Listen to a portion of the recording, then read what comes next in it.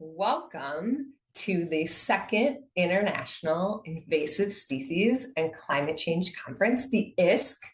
We had the first IISCC last year, and here we are just squeaking in under the 2025 end of the year for our second one. I am Tony Lynn Morelli. I am a research ecologist with the U.S. Geological Survey at the Northeast Climate Adaptation Science Center in the Northeastern U.S. and a co-founder of the Regional Invasive Species and Climate Change RISC Management Network. You'll be hearing a lot about RISC this afternoon or today and tomorrow. RISC is who put this conference on, and a lot of the leadership of RISC is here as your organizing committee. I also have a role in the Northeast RISC. The RISC networks, it's basically a network of networks from across North America and across the Pacific. So you can see them here. There is a Northeast, Southeast, North Central, Northwest Pacific RISC, and also Canadian RISC that goes by NAISMA. And we've been together for years. The RISC network started almost 10 years ago. So that's pretty exciting. The mission of the RISC management networks is to reduce the joint effects of climate change and invasive species by synthesizing relevant science, sharing the needs and knowledge of managers, building stronger scientist-manager communities, and conducting priority research. So you can see there's a QR code. You can take a picture of that, go to our website, or just go to riscnetwork.org, and you will find more products and papers and presentations than you will possibly have time for. I'm going to highlight a few of those here now. This is our annual report from last year, and you can see that we were really busy. We have our annual report coming out in a few weeks, maybe next month, for 2025, and it's even bigger and better. We've been doing a lot. We put in a lot of time at RISC to make sure that we are producing information and digesting the latest science to make sure to get it to the managers and practitioners on the ground. At the same time that managers and practitioners are talking with researchers and scientists about how to move things forward. And you can see we do that through our listserv and presentations and symposia and webinars and coffee talks. I want to point out our research summaries. So we have hundreds of research summaries. Those are basically abstracts written just for you of journal articles. So who has time to read journal articles? What we do is we digest them into a couple of paragraphs that are with the RISC audience in mind: invasive species managers, researchers thinking about these things, thinking about climate change. And then they arrive in your email inbox, or you can find them on a searchable website. I also wanted to talk to you about our research to practice papers. So these are one-pagers where we take dozens of journal articles and synthesize it down to like the nugget that you really need to know about. This one, for example, by Matt Fertakos, who will be in our early career researcher session tomorrow, has been downloaded almost 7,000 times since May. So they're very popular. And they have lots of great information. So this one's particular to the Northeast, but we have ones from all over. Different RISCs do them for different regions. By the way, if you don't see your RISC there, think about talking to us about creating a RISC, because we're very happy to talk about expanding geographically. And we know we have people from all over the world here. I also wanted to point out that we publish journal articles together across RISCs. And I believe that in the chat, my colleague Chris is dropping in a bunch of links to those things, as well as that research to practice paper. So speaking of, this kind of meeting with, I believe, 1,200 people registered, it can't happen with just a few of us leading the charge. So I wanted to do a shout out for our organizing committee. They're all here, making sure everything's running smoothly. They've been doing that for almost a year. We've been meeting and bringing this together, the dozens and dozens of speakers we have for you for these 2 days. You can see the folks here. They're from all the different RISC regions, different agencies, different universities. I particularly want to note Elliot Parsons, who's going to be leading a hopefully really fun Wait, Wait, Don't Tell Me session tomorrow. and Eva Kolberg, who's really been like our steadfast leader, making sure everything gets done, emails early in the morning, especially for Pacific Northwest time, and late at night. So we couldn't have brought this together, especially given that I disappeared into the hole that was the US government shutdown for 6 weeks. So I'm so grateful to this team for keeping things going and bringing us to today. So a note about our theme: better together, empowering people and partners. This year has been rough, to say the least. So it's all the more meaningful and remarkable to be here with all of you. We're getting up to already 500 people in the room, that you decided to spend your precious time at work on this planet. Some of you in the dark hours of the winter evening, some of you in the early pre-dawn hours in the Pacific, to learn and share with us, to see what more we can do, celebrate the great and small victories, chew over the challenges, and just generally be in community. Because truly, we believe at the RISC Network and across this awesome community that we are better together. And you can see that because this is a little section of the survey we did last year. You'll get a link soon, don't worry.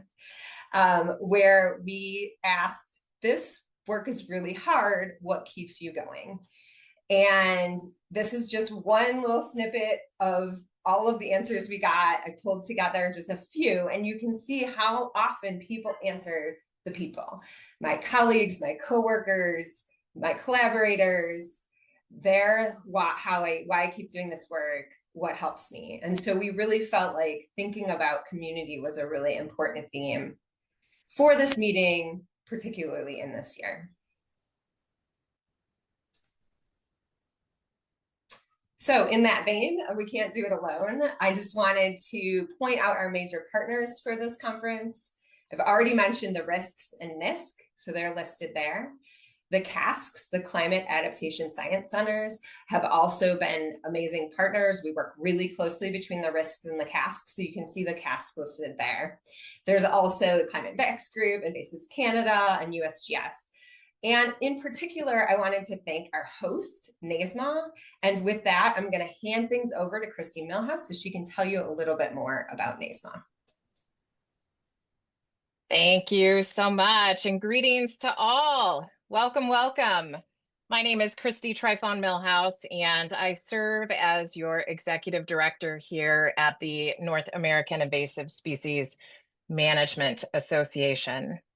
And it's my pleasure to welcome you all today on behalf of NAISMA. A little bit about us before we begin. NAISMA is a professional nonprofit association with a mission to empower invasive species management throughout all of North America.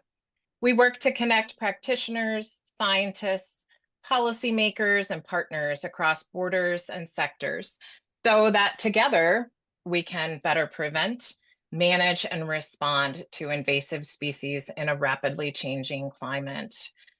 Over 30 years ago, NAISMA began as a grassroots movement that has since grown into an international organization focused on supporting invasive species management on all fronts. While NAISMA has evolved over the years, we've stayed true to our core passion by uniting professionals with the tools and communities around them to protect biodiversity and restore native ecosystems. At the heart of our work, we focus on creating bridges across geographic divides and jurisdictions through programming that focuses on our three core pillars: the connections, the voice, and the tools.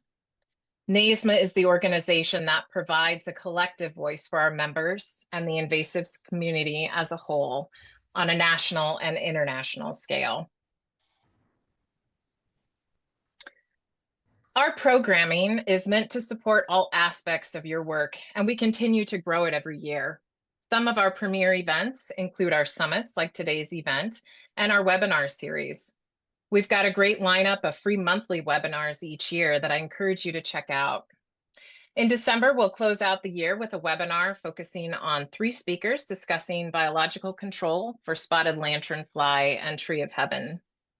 This session will serve as a strong finish to our 2025 Know Your Invasives campaign that has highlighted the spotted lanternfly. Looking ahead in 26, we're already building our webinar schedule. We'll start the year off strong on January 28th with a presentation from 2 of our Sea Grant colleagues sharing results from the recent Sea Grant-led workshop on invasive species communication. I encourage you again to register, and registration can be found on our website. In-person experiences offer a unique way to network and interact with experts in the field. We invite you to join us February 24th through the 26th in Annapolis, Maryland, as NAISMA hosts the USDA Cooperative Forum on Invasive Species, previously known as the USDA Interagency Research Forum. This long-standing 30-year event is an in-person forum that brings together researchers, land managers, and partners to share the latest science on invasive species. Again, go to naisma.org to learn more and register. Before we move further into our program today, I want to share a brief invitation. NAISMA is able to support events like today through the strength of our membership network. When you join NAISMA and become a member, you gain access to cutting-edge research, resources, and training, but you also help us sustain the professional community that makes collaboration like this possible. Membership helps us to expand educational programming, strengthening cross-border partnerships, and making it possible for us to deliver the tools that support practitioners on the ground every day.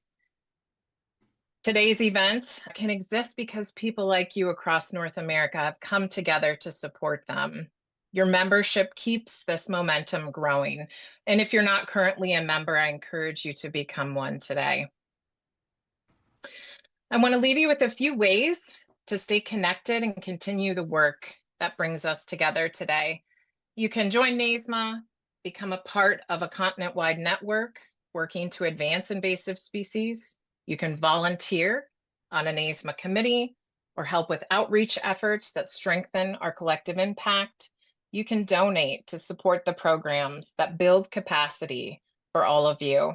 And of course, you can always help to spread the word by sharing resources and insight you gain from this event today with your own communities. We are active on socials, and I encourage you to find us there. This year's theme, Better Together, Empowering People and Partnerships, reflects exactly what NAISMA is built on. Every connection made here strengthens our shared ability to protect North America's critical ecosystems. Thank you for being a part of this partnership. And now I'll turn it back to Tony Lynn to get us started. Thank you. Thanks, Christy. We're so grateful to NAISMA. Okay, quickly, tips, code of conduct. We may not all agree on the topics discussed today. Please remember that everyone is here to learn. Be an active listener, contribute your thoughts and questions to the Q&A, which is just at the bottom of the screen, and come with an open mind. So put your questions for speakers or research suggestions in the Q&A. If you have technical issues, you can use the chat and we'll go to the panelists, moderators only. Use emojis, you're already doing a great job to show your interest and love. And most of all, have fun. It's been a tough year, and this is a great way to kind of come together. And so in that vein, we have bingo for everyone. So they dropped in the chat right now is how to do the bingo. Basically, you'll have your own unique, very unique card where there is an order, you want to do the diagonal or the horizontal or vertical. And if you hear that word or phrase, then you get to click it. And if you get 5 in a row, you can email us your card and you get to win a set of RISC stickers. Okay, I mentioned the poll. Here's the QR code. In the chat, you'll have a link to the survey. Don't fill it out right now. I'm talking, but you can fill it out anytime. There's lots of breaks and pauses, and we're going to go over the results this afternoon, but there will be a time to fill it out in the future too. So we want to hear where you're from, what you're interested in as we move forward. here's the agenda. That's me speaking in the intro, and then we're getting started on the plenary. We'll have a Resilient Futures panel, Community Action Awards, an interactive session, and then a break. And our final session today will be on pathways of introduction and spread. Tomorrow, we have a second plenary management success stories session. Wait, don't tell me. And then an early career scientist section. So tomorrow, we're really lucky to have Dr. Russ Cuthbert as our plenary speaker, but today we're also very lucky to have Dr. Sylvia Ziller as our plenary speaker. And for now, I'm gonna hand off to my wonderful colleague, Dia Lorenz, to introduce Dr. Ziller. Thank you, Tony Lynn. My name's Dia Lorenz. If you don't know me, I'm at Penn State University and I'm a part of the Northeast RISC network. So I normally don't write notes, but I'm going to go off of some notes today so I don't miss any of the important stuff. Today, it's my pleasure to introduce Dr. Sylvia Ziller, a pioneer in invasive alien species management and policy in Brazil and across Latin America. Dr. Ziller holds a doctorate in biological invasions from the Federal University of Paraná in Brazil. And in 2002, she founded the Horus Institute of Environmental Conservation and Development, a nonprofit organization that assists governments and private companies in addressing invasive species challenges throughout the region. Among her many contributions, Dr. Ziller and her team partnered with Universidad Nacional del Sur in Argentina to launch a standardized invasive species database, now operated in 3 languages across 9 countries in Latin America and the Caribbean. She supported the development of invasive species management programs in multiple Brazilian states, advised ministries of environment across several countries on policy, and adapted risk assessment protocols for regional application. The Horus Institute also leads restoration projects and delivers practical training to build capacity for on-the-ground management. With more than 2 decades of experience bridging science, policy, and practice, Dr. Ziller brings invaluable perspective to our discussion today. And with that, please join me in welcoming Dr. Sylvia Ziller. Thank you, Dia, for the introduction. And thank you very much for the opportunity to speak with you today. I will share my screen. So I'm very happy to be here and to be able to tell you a bit about the work that we've been doing for, like Dia said, about 2 decades. And this is about the challenges of restoring invaded ecosystems in the face of climate change, but also in the face of resistance by people. As Dia said, I'm the founder and executive director of a not-for-profit organization called the Horus Institute. We're based in the south of Brazil, and we have 23 years of activity by now. Maybe our main or better known product so far is the National Invasive Alien Species Database that we started building in 2004 as part of a network called the Inter-American Biodiversity Information Network. This was a project led by the USGS and had an invasive species thematic network. Through this network, me and my colleague Sergio Zalba in Argentina provided training to people of ministries of environment in about 20 countries throughout Latin America and the Caribbean, and established national databases in 14 countries then. Over time, many of these databases were lost, and only 4 remained in Argentina, Brazil, Jamaica, and Uruguay. But then we didn't give up, and between 2019 and 23, we secured some funding from the CBD, the Barrow Bridge Initiative, and we're able to renew the design and the programming of these databases and also develop a cell phone application to collect occurrence data. So apart from Brazil, Argentina, Jamaica, and Uruguay, which were persistent, we now have Paraguay, Chile, Ecuador, Costa Rica, and Honduras on board.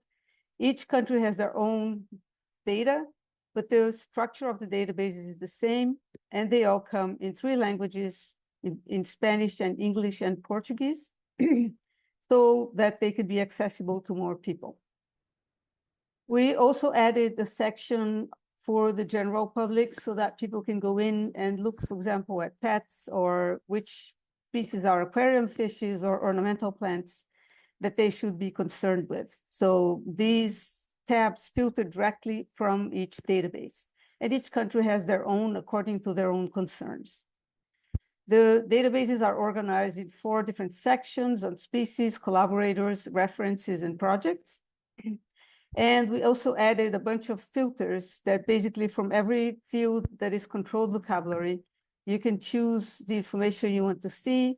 For example, here, if I pick through Latin name, I could see then a map of occurrences. This is the lionfish as it spreads across the northern coast of Brazil. And as you put your mouse on top of each icon, it will give you the name of the place, the latitude and longitude. And if it's a protected area, it will also indicate that. The cell phone application was developed in order to help people map and contribute occurrences to the databases. So each country, again, has their own. And the cell phone apps read directly from the database. So basically, you have to take a picture of a plant or of an animal or the place where you saw an animal in case it has run away. And then you check to see if the coordinates are correct. You choose a name from a list of species that is read from the database. And if you don't know that, or if you can't find it, then you can add a name. And then you have to fill in a few complementary information like where you are, municipality, a little description as much as you can so that people can go back and find that occurrence. And if you've done this all offline, once you have an internet connection, then you can go back into the app and just send the information to our database. Once received, the information goes through a standard validation process that we agreed on between all countries that are involved. And then it gets included in the database. We have also now developed a further programming a further step so that once information is validated, it can be emailed directly and automatically, for example, to a protected area or a state program that manages invasive species. Okay, so let me tell you where we're based. This is a map of South America on the left. And we are based in the south of Brazil in a city called Florianópolis. It's the capital city of a state of Santa Catarina. It sits on an island, which is just offshore. And this island is about, it's covered in protected areas, about 30% of its territory is protected. And there are many different ecosystems from forests to coastal scrub and sand dunes. This is one of the main ecosystems that we work on. It's called Restinga in Portuguese. And it's a mosaic of wetlands, sand dunes, dry scrub, and lowland forest. These ecosystems are threatened by urbanization because of access to the beach and because of climate issues. And it's also threatened because the people who want access to the beach end up creating a lot of trails to get there and therefore create a lot of fragmentation of these ecosystems. Climate change is also an issue because of years when it does not rain enough, because rains are now far more concentrated, or years when it rains too much or rain is too concentrated and then we have flooding problems. And a combination of climate change and sea level rise has been getting people who have in the past built their houses too close to the ocean to try to contain the ocean by clogging the beaches with sandbags, wood, or concrete blocks, or you name it, while actually these houses should be there, and it's kind of a fight to be lost. I'm actually today speaking to you in the middle of cyclone event that we're having that we never used to have. And this is a change from the climate in recent years with torrential rains and high winds outside right now. Okay, so to give you a context of which invasive alien species are more common in our areas, this is Casuarina exitifolia from Australia, as you probably know. Apart from being invasive, it has been planted along beaches in many places. And then because it creates a lot of shade, it shades out the native vegetation and creates a lot of erosion. These are flash pines from North America, which are used here for forest production, but also highly invasive in these ecosystems. Tropical almond, native to Asia, another tree commonly used as a shade plant that also then shades out native vegetation and creates erosion. Hottentot fig, which is native to South Africa and has been found by many people as an alternative resource to control erosion on the beach. So people have been planting this around, and then we have to keep going out and taking it off.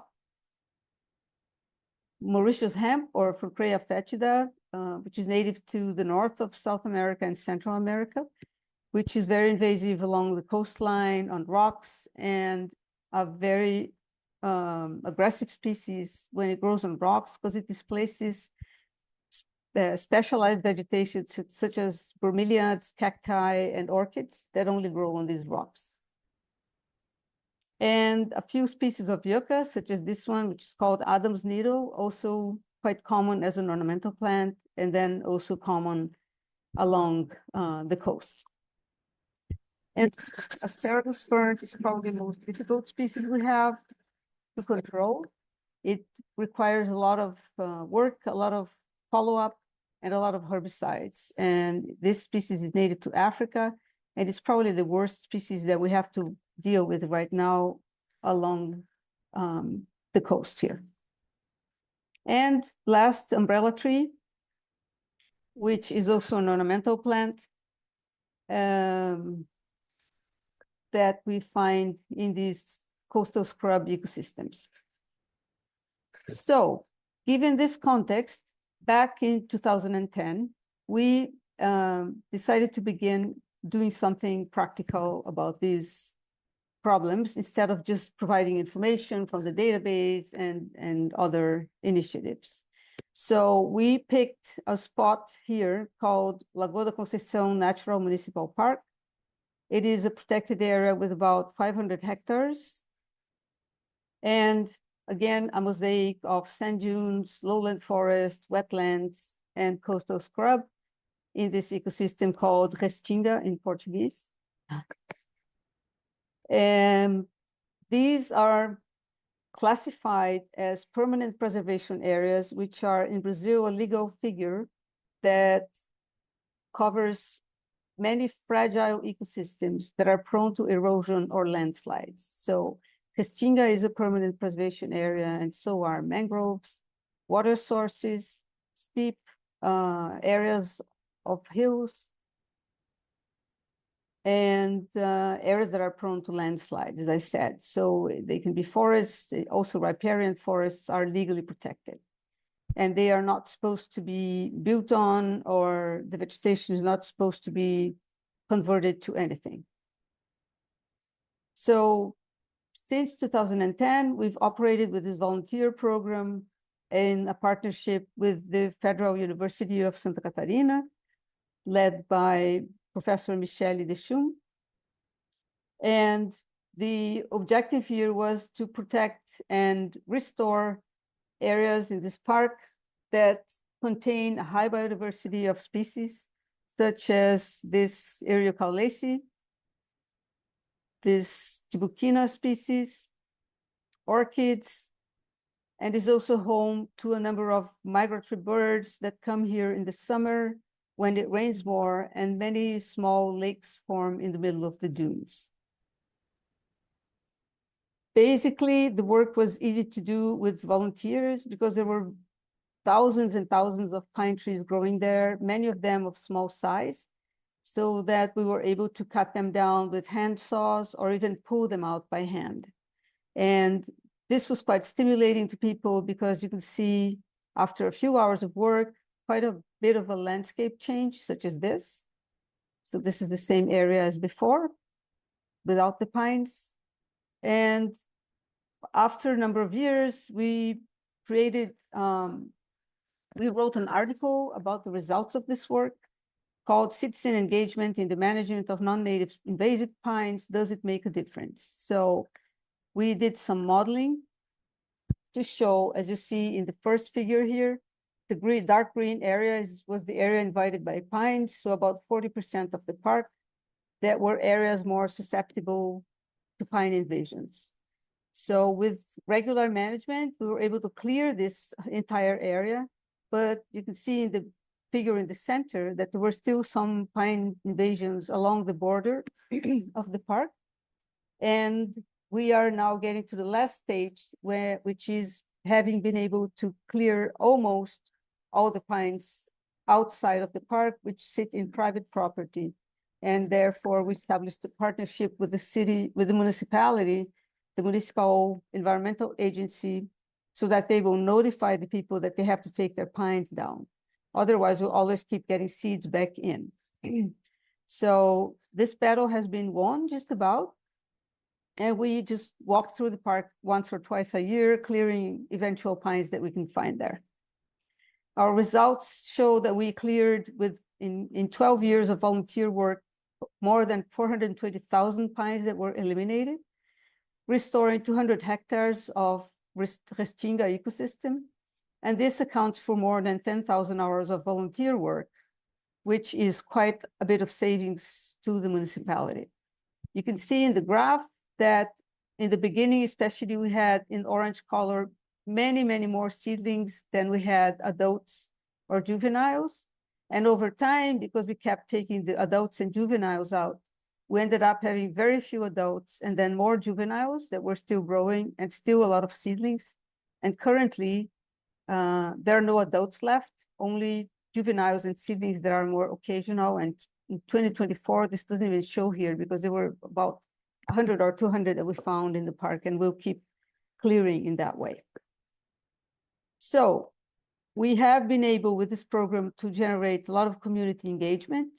The program began with a lot of university students, but then it changed, and the community involved is now people who are retired, people from different professions, people who like the landscape, people who like to be outdoors. So the program has had an informative and educational role. It does create a lot of gender inclusion, as most of our volunteers are women. People feel they belong to the place and are able to change the reality of the landscape, and they value the natural heritage. Apart from this, we've also had the municipality invest in restoration through invasive species control in different coastal ecosystems. So you can see here scenes of control of Mauritius hemp or Fucrea foetida, using ropes because they grow on very steep rock faces. And so all the leaves are cut off and then they get sprayed with herbicide. So this is the kind of place where they grow. And over about a year and a half of work, we took out more than 350,000 plants and propagules in this area. The volunteer program then, once we ran out of pines in that park, started to diversify and to tackle other species and in a much wider area along the coast, taking down Casuarina. Some volunteers would be painting signs of areas under restoration, producing seedlings of native species to plant when we took trees down. And this work gained a lot of attention because we'd also keep like a little stand on the beach to explain to people what was happening and what we were doing. So it was very good awareness work as well. And we also have one person in our team that specializes in climbing the trees and cutting them down, beginning with the crown to avoid impact, for example, on the power lines, such as you see in this photograph. And here's our result with the yucca, Adam's needle, that we've also developed a lot of methods for these plants that we didn't have former reference in terms of the control. And here is asparagus fern. This is one of our current challenges, but we've been quite lucky finding a good solution, a good herbicide mix actually to treat this. And now we see them completely dry and the native plants beginning to take over these spaces. So this is also work that we've been doing with the municipality, including with their presence on site to help us deal with the public. So let's talk about challenges. Technical aspects are good in terms of materials, knowledge of methods on how to control these plants. People are a challenge sometimes when they are opposed to the removal of what they think are useful species, such as Hottentot fig to hold back erosion, casuarinas and tropical almonds to create shade for people on the beaches and things like that. Some people, of course, are opposed to chemical control. I'm sure many of you have that experience. But then we also have problems with people destroying our signs, not respecting limits on where they should be walking on dunes, and trampling on our seedlings when we plant them. So when people come by and ask what we're doing and then begin maybe thinking that we're doing something wrong and we can explain, it's fine. But some people get to be quite aggressive and don't want to listen, don't want to understand. So what we've been doing to try to solve this is get somebody from the municipality to be there on site in their uniform, and then they are in charge of talking to the public, and we can do our work in peace. And of course, there's the challenge of continuous funding, because of course, once you stop working, then asparagus, for example, comes back quite quickly. So we need to find more funding sources to do this. Okay. Apart from all the management work, we also have policy and management are very important for us. Our database has been very useful in informing policy and management and providing information for the development of official lists of invasive species. Here in Brazil, so far, only at the state level. A national list is in discussion right now by the Minister of Environment, facing lots of opposition by fisheries mainly. But we participated in the IPBS assessment on invasive species that was published in 2024. We also participated in the Brazilian platform on biodiversity and ecosystem services assessment on invasive species that was also published in 2024. This one's available in Portuguese, and it's a very useful tool for policymakers here because it focuses on Brazil and is written in the language that people can read. We've also, in recent years, developed 2 policy and management guides for invasive species by municipalities. So these are smaller publications. They bring rather simple solutions that we think municipalities can deal with better, such as replacing alien trees on the streets with native trees, and dealing with prevention in protected areas, early detection, rapid response. We offer the cell phone application. We offer exportation of data from the database so that they can know what they're dealing with and so on. So these guides were developed for the state of Bahia and for the state of Paraná. But of course, many people can use them because what changes is actually only the species list, but everything else in terms of the guidance is the same. And finally, as a complement to all this work on invasive species, I want to tell you about the Endangered Forest Program, which has been running since 2018 and is owned by a company in Seattle, Washington called Novo Fogo, with their partner in Brazil called Porto Morretes. Another partner to our project is Ecoa Park, which is a private nature park located in this very locality where you see this photograph in the Atlantic Forest in South Brazil. And this program is meant to build resilience or increase the resilience of forests that have been disturbed in the past, especially through logging of precious hardwoods. So we produce seedlings of these endangered species that are hardwoods and have a network of people planting them back in the forest where they belong, because we have seen that there is a lack of seeds and propagules for the forest to actually develop to a very mature state as they used to do. So basically, when we started out, we made a list of 36 species. We now have 53 or 54 that are endangered trees that belong in the Atlantic Forest in this region. And we hired a botanist that knows the area very well so that he would start to find some mature trees that we could collect seeds from. Over time, we mapped a good number of what we call mother trees. We now have more than 600 mother trees mapped in our database. And mapping means taking the coordinates and then being able to monitor these trees over time to see if they're producing fruit and seeds so that we can collect and then we can make seedlings of. Collection of fruits is not such a simple thing. These trees are very large, they're very high, they can grow up to 35 meters or so, and fruits are collected from the crowns of trees. In this very humid rainforest, fruits that fall on the ground get decomposed very rapidly, and they get fungi very rapidly, so that the germination rates are very low. So collection is done from the crown, and we need a tree climber, apart from a super expert on native trees here, to find these trees and then be able to climb and collect. You can see that there are many different types of fruits and seeds, and this has also been a very high learning curve, because processing these seeds is not a simple thing, because for many of them, we don't even have a technical reference. Some of these species don't even have a common name, because they're quite rare. They're rare in nature, and they're also rare now because they've been overexploited in the past. So we started to develop and write a seedling production guide. And as we learn, we're registering all the information so that more people can produce seedlings of these trees in the future, and we'll leave that reference. Once we get the seeds to germinate, these plants are nurtured in the nursery at Ecoa Park.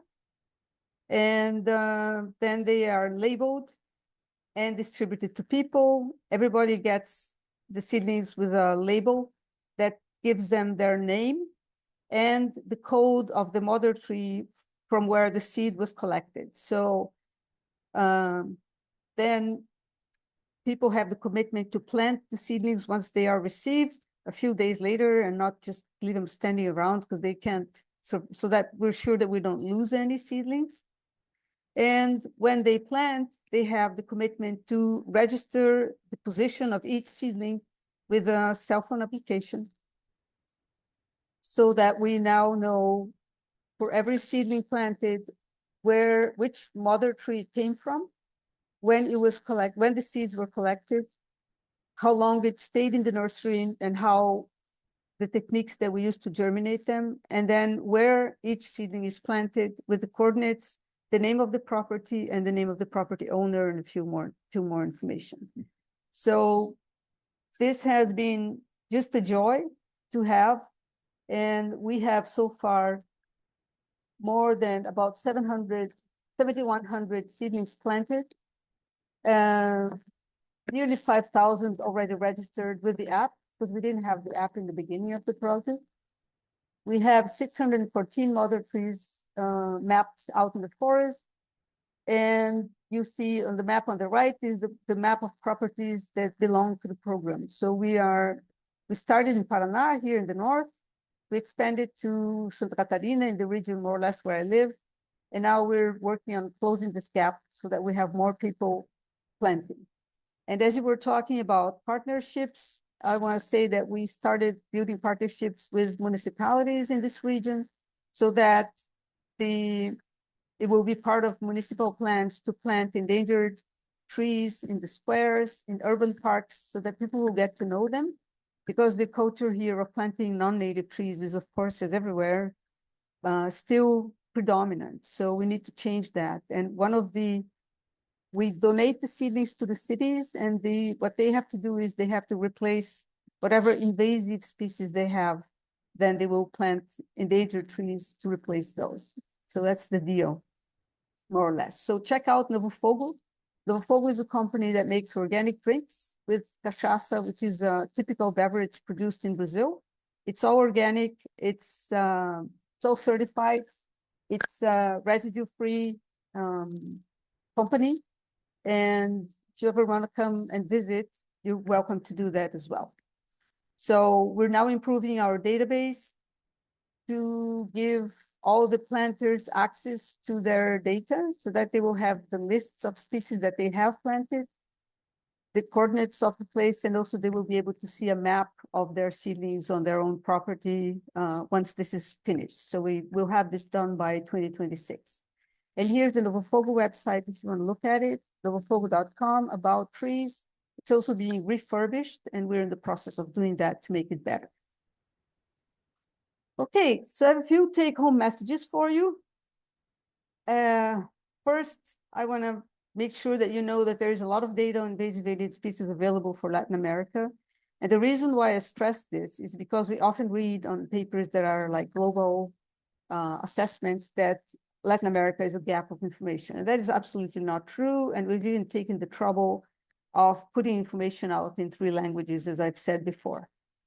Our database structure is ready for replication to more countries. So we're constantly looking for support to do that. It's a cheap process because it's all ready to go. We only need some interaction with each country to get their specific data on ecosystems and species, and then we can make it run.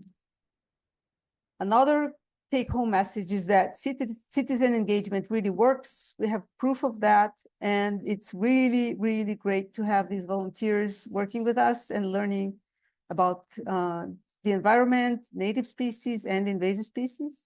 And for sure, citizen engagement improves support for invasive species control so that we hopefully in the future will be less yelled at when we're doing our control work. Planting endangered trees in private properties creates ownership and future seed sources. And we hope that in the future, these municipalities we're working with will have endangered trees, native trees planted all around so that people can see them and know what they are. And this all adds resilience to climate change. And definitely the effort is worth the trouble. So this is what I had. Thank you very much. And I'll be happy to answer some questions if you have some. Great. Thank you so much. That was an amazing presentation, really interesting stuff, and definitely some broad applications. I think there's been some good questions that have been submitted. So I'll just jump right in, get my glasses. First, how do you get so many volunteers to help, just in terms of trying to get that engagement from the community? Okay. Well, when we started, it was more, we had a lot of university students because this was a partnership with the university. But then over time, what happened was, I guess, word of mouth. People started to come, and some people are retired and they like the outdoors. Some people live nearby and they would see us. The time we spent on the beach, working on the beach, it caused a lot of attention of people. So we were always explaining. And of course, social media also helped a lot. So we publish, every time we're out with volunteers, something gets published. And now we have a list of like, I don't know, 250 people or so. We can't even deal with that because we only take out like 20 people at a time. So it's even impossible. And people have been complaining that there's not enough room for everybody to participate. And it really has become kind of a problem because we can't go out every weekend and do this, right? So we just go out once a month. Gotcha. But I think it's time and persistence and just advertising. Mm-hmm. Great. Someone asked, Ellen Pierce asks, what is the source of the invasive plants? So some of these, the major invaders that you highlighted, could the source be nurseries, commercial, or is it people's gardens?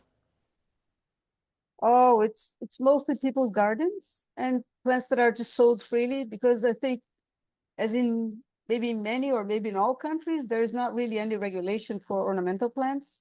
And that's something we keep hitting at. Like, we're now redoing our national strategy for invasive species, and that's one thing that is in there. Like, we have to manage pathways, and ornamental plants is the main pathway for plants. So there has to be some kind of limitation, restriction, regulation for that. And most of them are ornamental plants. Some are very old introductions, like Casuarina, that was introduced to stabilize dunes just here, like everywhere else. But really mostly are ornamental plants. Gotcha. That people use in gardens, and people throw plants out, then they just throw it anywhere and it will grow back and stuff like that. Gotcha. Yolanda asks, what kind of MOU or formal agreement exists between the institutions and the countries that participate in that database? There is not really a formal agreement, because, see, when we started with the I3N network back when it was a GF project led by the USGS, it was just like training and then putting the databases together, training people to use them, and the countries should be able to go on with that. But then that didn't work because mainly the databases that were hosted by governments, once there were elections, they would just get lost. Mm-hmm. So now except for Ecuador, which is a governmental institution, and they asked for it, all the other hosts are universities or NGOs. And that seems to be more lasting. It's not so vulnerable because of political issues. And that's important. So there's not really a memorandum of understanding, but really just good intentions and people willing to maintain these systems and find that they're really useful, and they really are. I mean, we have over 800 citations of the database in papers that have been published over time, and we get a lot of consultations about species and requests for data and stuff like that. So it's all free and it's online, so everybody can just use the information. Great, thanks. What else do we have here? How do you manage herbicide when you're working on those sandy soils, steep slopes, and close to the water? Close to the water is not really what happens here. And on sandy soils, well, a lot of these plants are things that we have to cut and treat the stump, so that's not a problem because it's very local. And even spraying like asparagus, it's so dense that you end up hitting some other plants, but it doesn't really cause any problems because it doesn't really get to the ground. And we're very careful with the herbicides that we use. We try to use herbicides that degrade quite quickly. So like glyphosate, 20 days, 30 days, Garlon. And in the case of asparagus, we have to use the sulfomethyl because it's the only thing that actually makes it, actually is able to kill it. And now we have a herbicide that is specific for grasses. So when we're dealing with some African grasses, that's great, but it doesn't really harm any other plants. And I guess we don't really see any side effects. But still, I'd say we have to live with the negative aspect of it for a while because it's just temporary. And then if we manage to, because see, vegetation here grows very quickly. So once you eliminate that, once summer goes by, you don't even remember that there were invasive plants there because everything grows back really well. So that's great because we have not had to like plant and restore and really work a lot on that. We basically have to take the plants out because the mosaic of vegetation is still good enough. And these plants are still not so dominant that the native vegetation can grow back. Gotcha. Here's one that's directly related to the cyclone. What are your worries about species that could be potentially spread by the cyclone you're experiencing right now?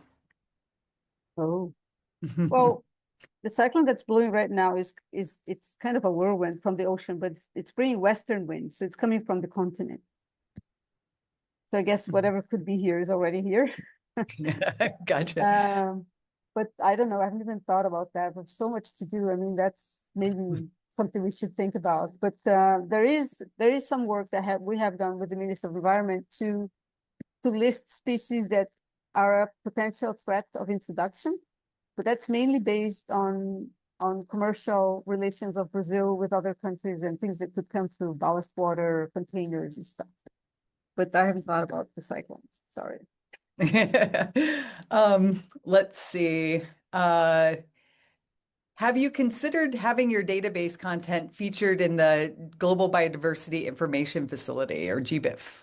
It's actually there because it's the information that we fed to the RISCC through IUCN, the IISCCC, Global Register of Introduced and Invasive Species. So the information is out there, yes. Gotcha. I think we have time for a couple more. What are the key motivations of the community volunteers who work on removal projects? Are they local residents, beach users, or what is their connection to the place? They are local residents mostly. Many people not originally from here because this city has been receiving lots and lots of people, especially after the pandemic, people who want to live in a better place, more natural areas and things. And people who like the landscape, love the place, thinks that conservation is important, people who like to be outdoors, people who like to contribute, just many different things. And we've had, like I said, people from different backgrounds, different professions, electricity engineers, I don't know, you name it, economists, retired physicians, people from all areas coming to work with us. It's great. I think you see two questions now about how to get more engagement. So I think there's definitely some interest here in our own networks trying to get more volunteers. Yeah, well, we've been doing this for 15 years, so I think that right. makes it. Yeah. With regard to the database system and the collection analysis of data, are there any plans for more use of AI, crowdsourcing, and new information technologies? And I hope AI was one of our bingo things to hit. We have not yet considered that. Actually, we've been very selective with the data that we have, and I'll tell you why. Example, when we did a big GF project with the Ministry of Environment a few years back, and one of the things was to create a list of a national list of invasive species, which then we started from the database, and also to gather places of occurrence, points of occurrence for these species. So we use GBIF. The problem with GBIF in this sense is that we are trying to provide information for policymakers and for managers. And then if you just have a point there, but you don't know what it is, because it could be a garden or whatever, and if it's not specific, then it doesn't really add much. And if you have too much information, it could even create more confusion than a good solution. So what we've been doing is gathering information mostly from journals, people who send information to us because they do field work. We have a large network of scientists that collaborate with us for that. And that's why we created the cell phone application to make that easier. So we check every record and we validate every record. So if it's empty, we don't add, because it just adds points, but it doesn't add information. And then it makes it more difficult for managers. Think if you're in a protected area and you have, I don't know, 5,000 points, but if you have only 500 that really give you correct information and you know what that is, that's what you're going to work with. So maybe AI would add in terms of volume, but I don't think it would add, at least right now, in terms of quality. So we're very picky and very careful with that, so that information is actually useful. Great, So if, if people want to do modeling and find information, occurrence data generally, you can go to GBIF. But what we do is more of a selection, and you can always contact the people who send the information because you know who it was. So that's also great because you can ask, so that you can go back and find your spot and actually find the species that you're looking for. That's the idea. Great. All right, thank you so much. Any last words of wisdom for the group, or not to put you on the spot there? No, I just want to thank you. I mean, it's great I didn't know that NAISMA was such a large network. So I'm very happy to be, participating in the event here. And I don't know, maybe if there's any form of collaboration in the future, I'll be happy to be a part of it. And if anybody wants any other information, feel free to write. And please use our databases in Latin America. Excellent. Thank you again. And everybody, if you want to do the clap emojis and thank our speaker, really enjoyed that. Thank you. Thank you, dear. All right, that was an exciting session. Thank you all so much. So now we're going to move on to our first panel. So hello, everyone, and welcome to today's panel session, Resilient Futures, the Role of Invasive Species Management in Climate Resilient Restoration. I am Dolly Na-Yeme, and I started on the planning team while I worked at the South Central Climate Adaptation Science Center as a research scientist. I currently work in the College of Atmospheric and Geographic Sciences as the Assistant Dean of Student Services at the University of Oklahoma. My co-organizer will introduce herself, tell us about our session, how it came about, and then get us started. Thanks, Dolly. I'm Eva Kohlberg, the coordinator for the Northwest RISC Network and research scientist at the Northwest Climate Adaptation Science Center, which is housed within the Climate Impacts Group at the University of Washington in Seattle. And the theme for this session came about because initially we wanted to highlight the use of invasive species management in ecological restoration. just with that added layer of climate change. And there are a lot of different ways in which restoration, invasions, and climate intersect. But for this session, we're focused on the idea that although understanding historical conditions is still important for restoration, changing and novel conditions, including climate change and invasions, require forward thinking to ensure that these ecosystems that we care about can still retain essential functions into the future, and that they can be resilient to the challenges that climate change and other stressors present. So our speakers today will be sharing examples from different ecosystems, showing how management of invasive species and many different approaches to that management can contribute to increasing resilience to future stressors.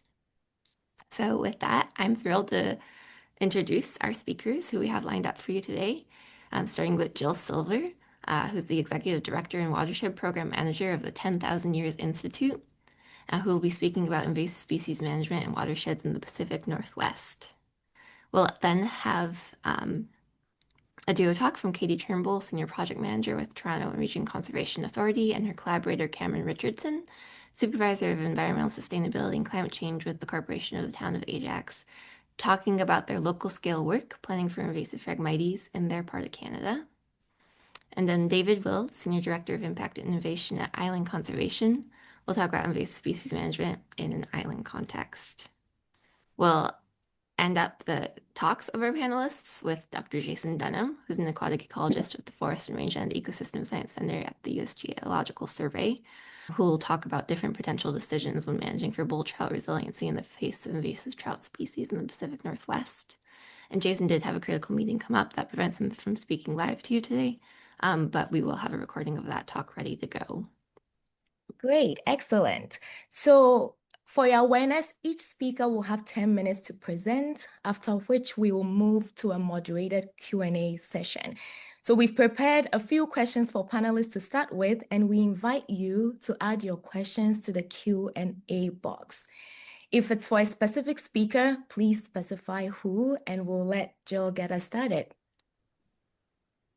Thank you so much. I'm going to share my screen and start the presentation. We're having a storm here too in the Pacific Northwest, out on the coast of the Olympic Peninsula. Thanks so much for having me. Great to be here. I'm going to be presenting on protecting watershed resiliency and biodiversity and climate by preventing the spread of invasives. And we're focusing on the Olympic coast, the very edge of the continent, and just across the Strait of Juan de Fuca from Canada, and getting a lot of Asian power plume influence and wind and lots of water. And I focus a lot on teaching people about healthy native plant communities, how they are critical to all of our climate and economy and industries, culture, recreation, shelter, and sustenance. And I create this slide to be able to talk to fisheries folks about forest successional processes on our big rivers that are coming from melting glaciers, and how it is incredibly important to keep the native plants thriving and being able to regenerate. And a lot of people don't understand that they possibly can be stopped by invasive plants. And one of those invasive species that we focus on a lot here is this Cytisus scoparius from the British Isles, Scotch broom. And it is incredibly productive here. The scientists that I've worked with to study the plant in the rivers didn't know that it could be overtopped by floodwaters multiple times per year and thrive in droughts as well. So we have a real challenge with it. And I create this Venn diagram as well to discuss with the public and funders and agency heads and scientists, fisheries biologists, how invasive species don't provide the services that ecosystems do that we rely on, and how they cost billions of dollars to control. And we are doing a terrible job of that on most landscapes in the United States. And then I did the diagram to show how those species degrade habitats, reduce ecosystem services that we rely on, and then damage economies. And that it's a constant rippling out, and how much it takes to back up and prevent and control. And so what I've done as well is we experience a lot of disturbance here. The Olympic Mountains are in the background, and the Olympic Peninsula is a big bowl of the mountains in the center, surrounded by water on three sides, salt water on all three sides. And then our rivers, we get about 200 inches of rain a year where I'm sitting. And we've had this river went from 1,200 cubic feet per second last Friday to 30,000 cubic feet per second yesterday from the rain yesterday. So that means that the water is flowing across through this forest. And you can imagine if you've got invasive propagules that are available, the water is carrying all those propagules and continually flowing them downstream and then also spreading them out. So we have glacial retreat as a disturbance, extreme rain events, lots of bank erosion and sediment and channel migration, and that encourages those invasive species to spread.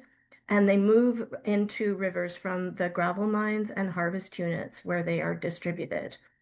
And so we have a lot of projects that focus on building watershed health through natural climate solutions. And we are trying to develop a $30 million a biennium program for a community conservation corps that would replace the 2-year biennial cycle of AmeriCorps and Washington Conservation Corps teams, and add to the teams that we develop in our local communities, to do a variety of different actions that will increase the regenerative capacity of our forest ecosystems and thereby contribute to the aquatic ecosystems, build lots of stewardship jobs in places that people live, and support the natural resource-based economies. So future-proofing watersheds is a term that was developed by the executive director of Coast Salmon Partnership. And I've adopted it to mean that we get in and do early detection rapid response in watersheds at the watershed scale to maintain successional processes through invasive prevention and control. And that's also supplemented by doing restoration thinning in harvest units. Lots and lots of timber is harvested here, as you can see up the hill slopes. I'm going to keep having to go backwards. Sorry about that. And from the thinning biomass and the Scotch broom biomass, of which we have lots, we are starting to do biochar pyrolysis using ring of fire kilns developed by an engineer in Oregon, Kelpie Wilson, and creating more jobs, reducing wildfire fuels, increasing carbon in soil with the biochar, and tree growth and plant growth and soil health through the biochar. And we're also advocating that every restoration and construction project include 10% in their budget to contribute to the Conservation Corps and to invasives future proofing, because every project is taking place where there may be or already are invasives. So I just wanted to give a quick glance across to a lot of the crews folks that we hire locally. We're creating trained, committed, and place-based stewards. These folks don't want to leave. They don't want to move to cities. They want to be here, and we teach them about the place that they live and how to steward it. And we pay them good wages to do the work that we need done. And you'll be able to catch all of this in the PDF that you'll be able to download if you're interested in following. So in order to create lots of jobs and get lots of hands and eyes on the issues, and to do more than one site at a time or one river at a time, I conceptualized a regional program called Pulling Together in Restoration, which is watershed scale. It's a regional approach, and it's a pilot for that Conservation Corps. It's now going into its 7th biennium. Nobody's come up with the $30 million I've been asking yet, but I'm still trying. So we have a strategy that focuses on sources, vectors, and pathways, and we follow those across the landscape in 8 watersheds, 3 counties, and along the coast, up the rivers, in the forests. And we constantly are developing new partnerships, doing cross-boundary surveys. We respond to every plant that we find We do best management practices, and we catch a lot of new species before they spread. So a single spotted knapweed or a single everlasting pea vine in a place that it hasn't been before, we're able to get. And those local jobs result in this training that stays in place and ripples through the community.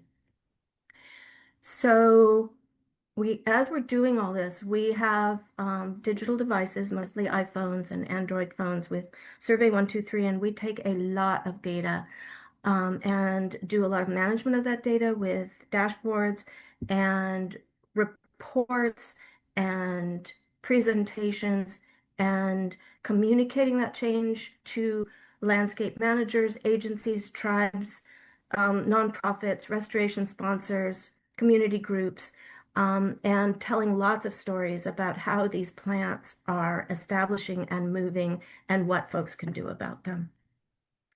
So some of the opportunities and solutions that we focus on are, again, that community conservation core and biomass to biochar. And we really are hoping to build those into a year-round program that does a multiplicity of different things, different aspects of landscape management, doing the foundational pieces that are often left until they're a disaster, and then folks want to walk by them. And that's very relevant for invasive plants. We work a lot in forestry and in the marine environment and restoration and recreation. But we're hoping for 120 jobs on the coast. And my internet connection says it's unstable, so I might turn off my video in a minute. We work across the Olympic Peninsula on Scotch broom and with all of the different partners and landowners. And that's Alana standing there with a nearly 20-foot tall Scotch broom plant that's been in place for about 20 years, producing 10,000 seeds per year that last 80 years. And so we track this and communicate it out to landowners who don't understand that we are now in the third rotation of timber across the landscape in industrial and private timberlands. And that's a 70-year-old stand that got harvested in 2021 or 22. The first thing that came back was the huge seed bank of Scotch broom that had established underneath and continued as the trees finally emerged on top.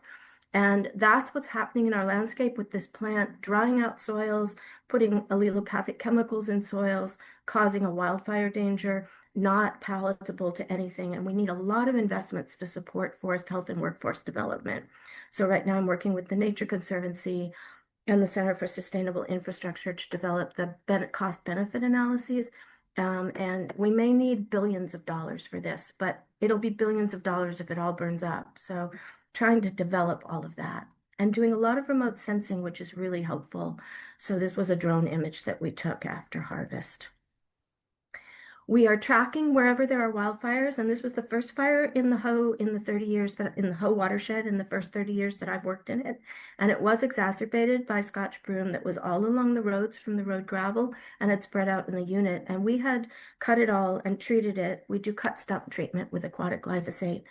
And treated it, but we weren't able to remove it from the unit. And when a fire started from a hunter's catalytic converter on dry grass, it really spread. So we're talking a lot about that to folks in charge of wildfire and forest management and community resilience.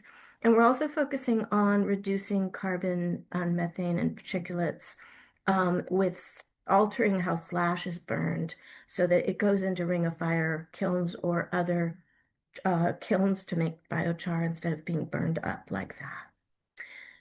And in the imagery that we're focusing on, this is an example of the satellite imagery from Planet Labs that we have a subscription for, and an Evergreen student, the Evergreen State College student who now works for us, has been developing this supervised classification method to filter for color. So Scotch broom blooms only in May and June, and the aerial imagery for the nation is taken every 2 years in July and August, when the blossoms are no longer yellow and you can't see it.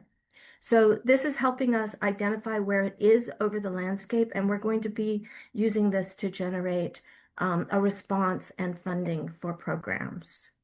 So I just wanted to give you a quick sense of what biochar is.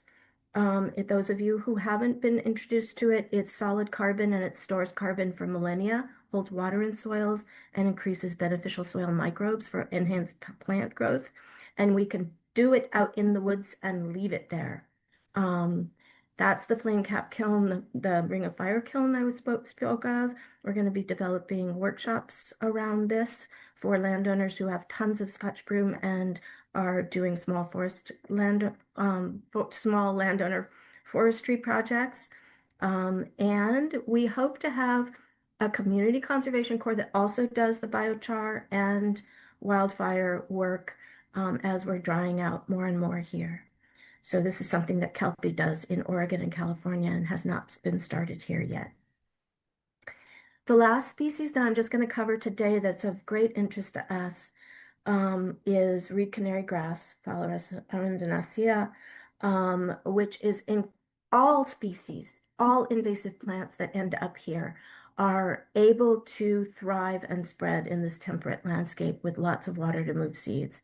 So we do a lot of presentations, we are doing research, and we do lots of work on reed canary grass. We're one of the few who does. We're doing a symposium coming up next year, and we are inviting folks to learn how to do this plant and prevent it from spreading. And salmon recovery is the biggest source of funding for all of the work that gets done with invasives out here. And we've been building those strategies and that investment. Connecting salmon recovery with invasives has not been easy, but we're working on it. And we've been doing that for 20 years now with the Salmon Recovery Funding Board, which is part of the Washington State Recreation and Conservation Office. And another thing that we do are developing protocols to teach folks how to do the work. That's Raina there. She's got a reed canary grass floret in her mouth that she's going to bag up and take out so that 600 seeds don't spread. And she's bundling the reed canary grass away from native plants so that when we spray it, we don't end up hitting the native plants. We're stepping those out of the way. And those protocols are available on our website. And we're looking for folks to develop more with us. So anybody interested in work doing that, please get a hold of me. And finally, we're really hoping that we can change up so that we can switch Thank over you. to next week. Yeah, and we're hoping that we can actually grow our glaciers back. We can reverse climate change with native plants thriving and have resilient forests and fish. And we've got lots of partners and collaborators and sponsors that we're very grateful for. So thanks to everyone. And native plants really are the answer. And I look forward to hearing from you. Thanks so much. Thank you, Jill. And if you have questions for Jill, be sure to put them in the Q&A box, and I'll shift things over to Katie and Cameron. And we'll have some time for Q&A after all of our speakers are presented. So good afternoon, everyone, or good morning, as the case may be for some of you. My name is Cameron Richardson. I'm a supervisor of environmental sustainability and climate change with the town of Ajax. And for those who don't know, Ajax is just east of Toronto. We're a small-ish suburban urban community of about 140,000 on the north shores of Lake Ontario. Today, I'll provide a bit of background, and I'm going to pass it over to my co-presenter, Katie, to give more of the technical information. But I do want to give a background on invasive species planning at the town of Ajax, some of the early programs we started, and then jump right into our strategic management planning for Phragmites in Ajax. So back in 2019, just before I joined the town, the Ajax Climate Risk and Resiliency Plan was approved by our town council. I've pulled out 3 action items there that are related to invasive species, as we heard from the public and other experts that, you know, if we're tackling climate resiliency within the town, we really need to also tackle and prevent the spread of invasive species. So most of these action items are focused heavily on collaborating with other nonprofit organizations, academic institutions, and other levels of government. And there's also a lot in here about promoting education and communication campaigns to our residents as well. So early on, we really wanted to focus on that collaboration piece, raising public awareness for our residents. We also looked at improving staff health and safety training, especially pertaining to invasive plants. We have hundreds of field staff we hire every year to go out and maintain our town. And we want them to be able to stay safe out there and also identify any populations of invasive species that we can map. A big part of my role is identifying potential funding opportunities to help manage these invasive species and really from a planning perspective and a strategy perspective, look at what we can do as a town, a local area municipality, what we can do with our partners to help tackle this huge problem. This is actually a picture here of one of our forestry heads that is showing the damage from emerald ash borer. So in the early 2010s, ash trees were our largest part of our urban canopy, and now they are completely non-existent. So just in a matter of a few years, emerald ash borer came out and totally wiped out every ash tree in the town. It cost us over $2 million just to remove those trees that were hazards close to walkways, parks, schools, things like that. And several 100,000 more to replace those trees to date. So if anyone from a community here has had emerald ash borer run through, you know how devastating it can be. So early on, we launched a website to educate school groups and residents about invasive species, how they spread, what they can do. We also regularly post on our social media pages to help spread awareness as well. We've also been pretty successful in releasing media releases to talk about some of our work, whether it's managing invasive species, our academic collaborations. So with the University of Toronto, we're actually doing a biocontrol program right now using Eurasian moths that can help damage Phragmites, and then other news releases related to other invasive species like emerald ash borer and wild pigs. So within Ajax, we didn't have a management plan for Phragmites, which I would suggest is our most detrimental invasive species within the town. So back in 2023, I was able to secure some funding from the Invasive Phragmites Control Fund to help develop this strategic management plan. And this plan really had 3 phases, from desktop analysis and mapping, field verification, and then finally the finalization of the management plan itself. After it was developed, it was approved by Ajax Council in March 2024. So we are really working on implementing that now. But I'm going to pass it over to my co-presenter, Katie, to talk about more specifically and technically how this management plan came to be. Perfect. Thanks, Cam. So I just want to go through a bit of the management plans. What is our goal? So prioritizing frag, we want to make sure that we're focused on the larger scope. So not just wanting to go everywhere, but not making it as much of an impact, and wanting to prioritize it in terms of key environmental biodiversity increases, keeping species richness, and really overall benefit to the town of Ajax specifically. And going into this, we had to think about prioritizing and how we were looking at our conceptually what our criteria wanted to be. So we came up with 2 criteria. One's a primary criteria, the other one's a secondary criteria. So for primary, we're looking at areas of regional conservation concern. These factors include presence of sensitive, rare, vulnerable, vegetated communities and proximity to natural heritage systems. They're the size of infestation. So as part of the early detection rapid response, which I've heard a couple times mentioned today already, managing smaller and isolated populations can reduce costs and labor.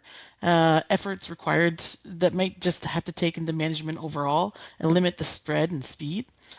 And our built areas, as we're thinking of development and parks, and tend to be corridors, invasive species introduction. The greater the percentage of the built areas, the lower the priority. And so we want to think protecting species richness, that's a higher priority because Phragmites is going to spread at a faster rate. And then if we're thinking of high traffic areas tied to road right-of-ways, public safety and how that engagement might be tied to it, these are our primary criteria. And as we move into secondary, we're thinking the presence of species at risk is given a higher priority over something that is a reduced competition, like enhanced habitat that could be for the listed species. Or if we're thinking land ownership of Phragmites, we're thinking populations should be considered when management of those populations. And if a single population of invasive Phragmites spans over more than one property, a greater coordination and permission may be required for that.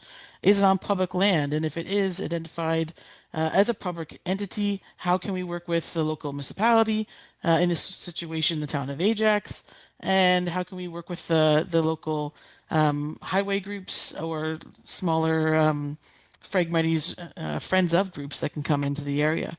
So by building these networks of connection and partnerships, we can work in that secondary criteria and start to give everything a score.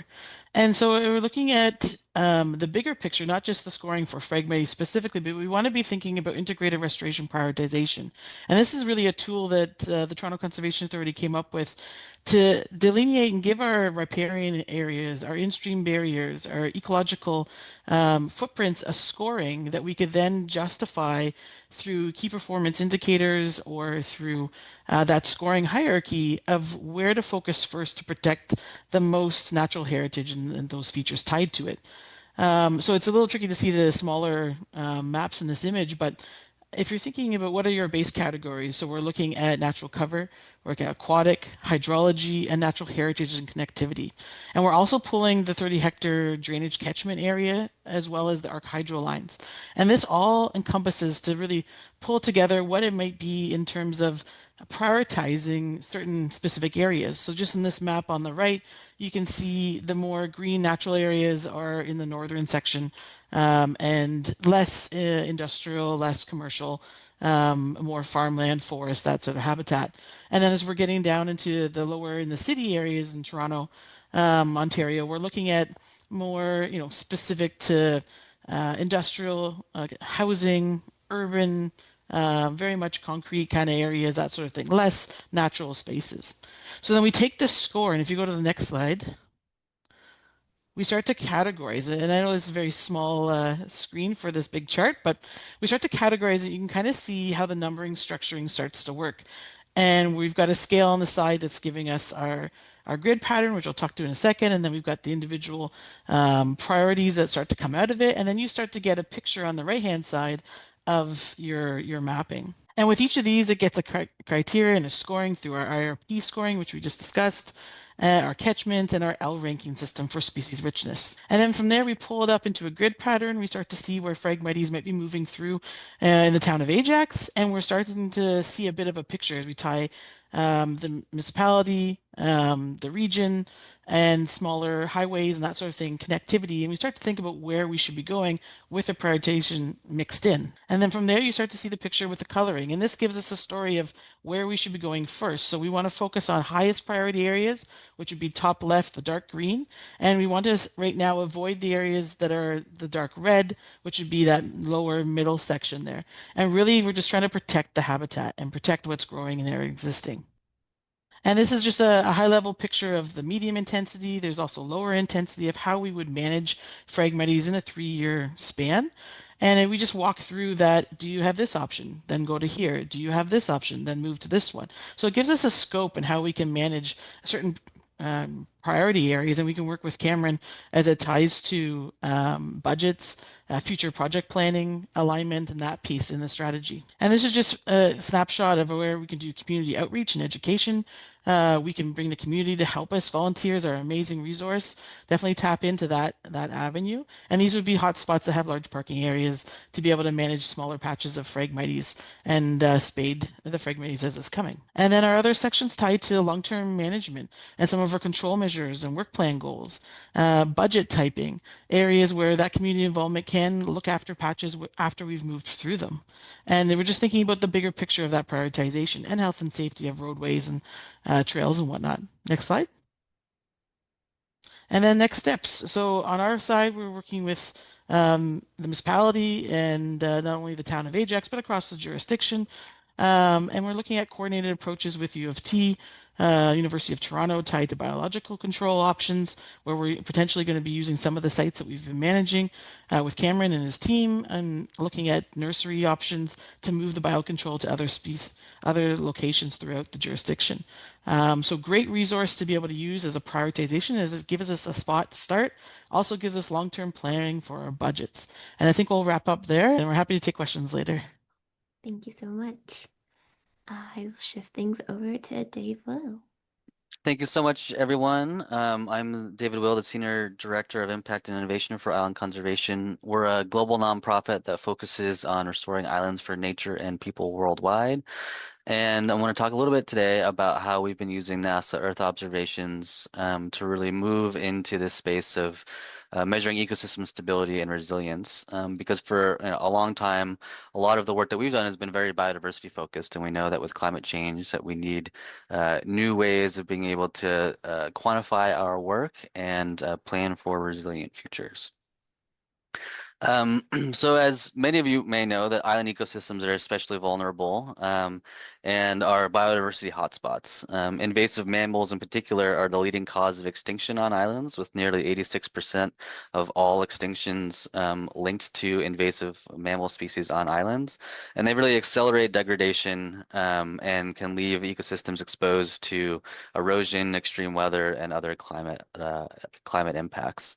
The good news is that because of their small size, eradication and complete removal of these invasive mammals is possible and has been done on thousands of islands around the world. And when we remove those invasive mammals, we see species come back from the brink of extinction, and we can kickstart the restoration of ecological processes that can help buffer some of the climate impacts. But as we move from just a biodiversity focused lens to more of a holistic lens about landscape restoration, we have a lot of these questions about where and how do we maximize ecosystem resilience, especially as we face uncertainty into the future. And climate stressors really accelerate and compound the impacts of invasive species. So islands are also particularly vulnerable to extreme weather events, drought, sea level rise, especially given their remote location and relatively small size. And while eradication can often restore biodiversity and ecological processes, it doesn't always guarantee that those systems will be resilient. I know one of the speakers, I think after this, will talk a bit about the resist, accept, direct framework. But it's one of the things that we're really thinking about as we move forward into designing resilient island futures is how can we resist climate change and help maintain current conditions or historical conditions, but also where do we need to direct effort to steer things towards a more future-ready state, given the anticipated climate impacts. And to do all of this, managers need more evidence to inform their decision-making. And again, on islands, one of the big challenges with that is the lack of consistent monitoring and the cost and effort to do that. A lot of these islands are particularly remote. There's no roads, no infrastructure, no helicopters, and sometimes it's expedition level effort to go out to these islands and collect information. And in some cases, the last biological survey might have been 30 or 40 years old, that there's any information about those places. And when we look at some of the globally available data sets like Global Forest Watch or others, they often exclude islands from those data sets. So there's a real lack of monitoring data out there. And where there is satellite data that's available for some of these places, it's really underutilized in operational decision making, and it's really more of a tactical level information rather than strategic level information. So our goal was to help convert 40 years of NASA Earth observation data really into actionable insights that could guide restoration planning and resilience assessments for islands moving forward. So we are fortunate to have 4 years of support from NASA for a 4-year project and are about halfway through. And we've been working on building a decision support tool that will help managers address some of these things and really monitor changes in vegetation and structure following invasive mammal removal, and start to answer questions about where has recovery plateaued and identify where are there potential climate refugia or stress zones so that we can guide these future resist, accept, direct choices. And then also quantify resilience indicators like canopy stability, drought buffering, and carbon storage to help justify future funding and into these interventions on islands. So we're excited that we've launched a prototype tool now, and here is the link to that tool that really summarizes vegetation change at the pixel and island scales and helps us quantify uncertainty about that. In this particular image, you're seeing Santa Cruz Island and the California Channel Islands and selecting tree cover change over the full 4-year period, a modeled confidence of about 85% probability that the change we're seeing is real, and you're seeing in that map maps of accumulated change over time, but then clicking on individual pixels, you're able to see the change of the individual cell. So we're able to look at within island variation as well as total island variation of the changes at different time periods over the entire last 40 years, but also before and after different intervention periods. So some of the things that we're using with this system to measure and monitor ecosystem transformations are looking at structure, so woody cover, tree cover as measured by satellites, productivity, and that comes in a couple of different spectral indices, and also moisture. And by combining these indicators with field data, we're able to identify if passive recovery after the invasive mammal removal is enough, or where more active restoration is required. We have been working with partners at TerraPulse to build a globally consistent framework so that we can apply this on islands anywhere around in the world, and creating analysis-ready data stacks that create annual estimates of each of these individual indicators of resilience, and also combining it with elevation data and land cover data and putting those into data stacks that we can then put into Bayesian time series models that are, again, estimating change at each of those individual pixels before and after interventions, and then creating these change maps both before and after interventions as well as over the time period so that we can be able to analyze and visualize those things on each of those islands. So far, we have data analyzed for 50 islands from around the world, and our goal is to be able to move that towards 100 different islands as we move forward. So one of the examples of those, again, is the California Channel Islands, where there was invasive grazing for hundreds of years of multiple different herbivores that led to pretty detrimental impacts on those islands, with nearly 75% of the vegetation lost. Over the last several decades, the Nature Conservancy and National Park Service have been removing those invasive mammals from the islands and seeing pretty remarkable recovery. Nearly 60% of Santa Rosa Island has had land cover increases, particularly in the high elevation areas. And what you're seeing in these maps on the top is overall woody cover change is pretty widespread across the island. However, moisture increases are really localized into a couple of those places. And on the arrow, we're seeing an area where there is active restoration as well to recover island oak, and a number of interventions that are happening on the ground to be able to increase that because of the long-standing erosion and loss on those islands.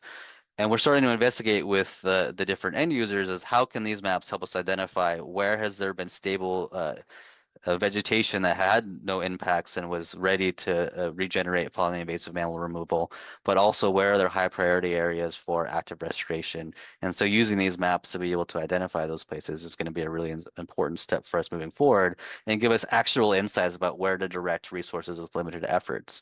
And in particular, given a number of the changes in funding available for partners, how can we be more cost effective in our monitoring, because we know on the ground monitoring is really rich and deep information, but also very cost effective. And in a lot of these places that are inaccessible, how can we identify climate refugia or places that are prime for recovery that we wouldn't be able to get to because we simply can't get boots on the ground?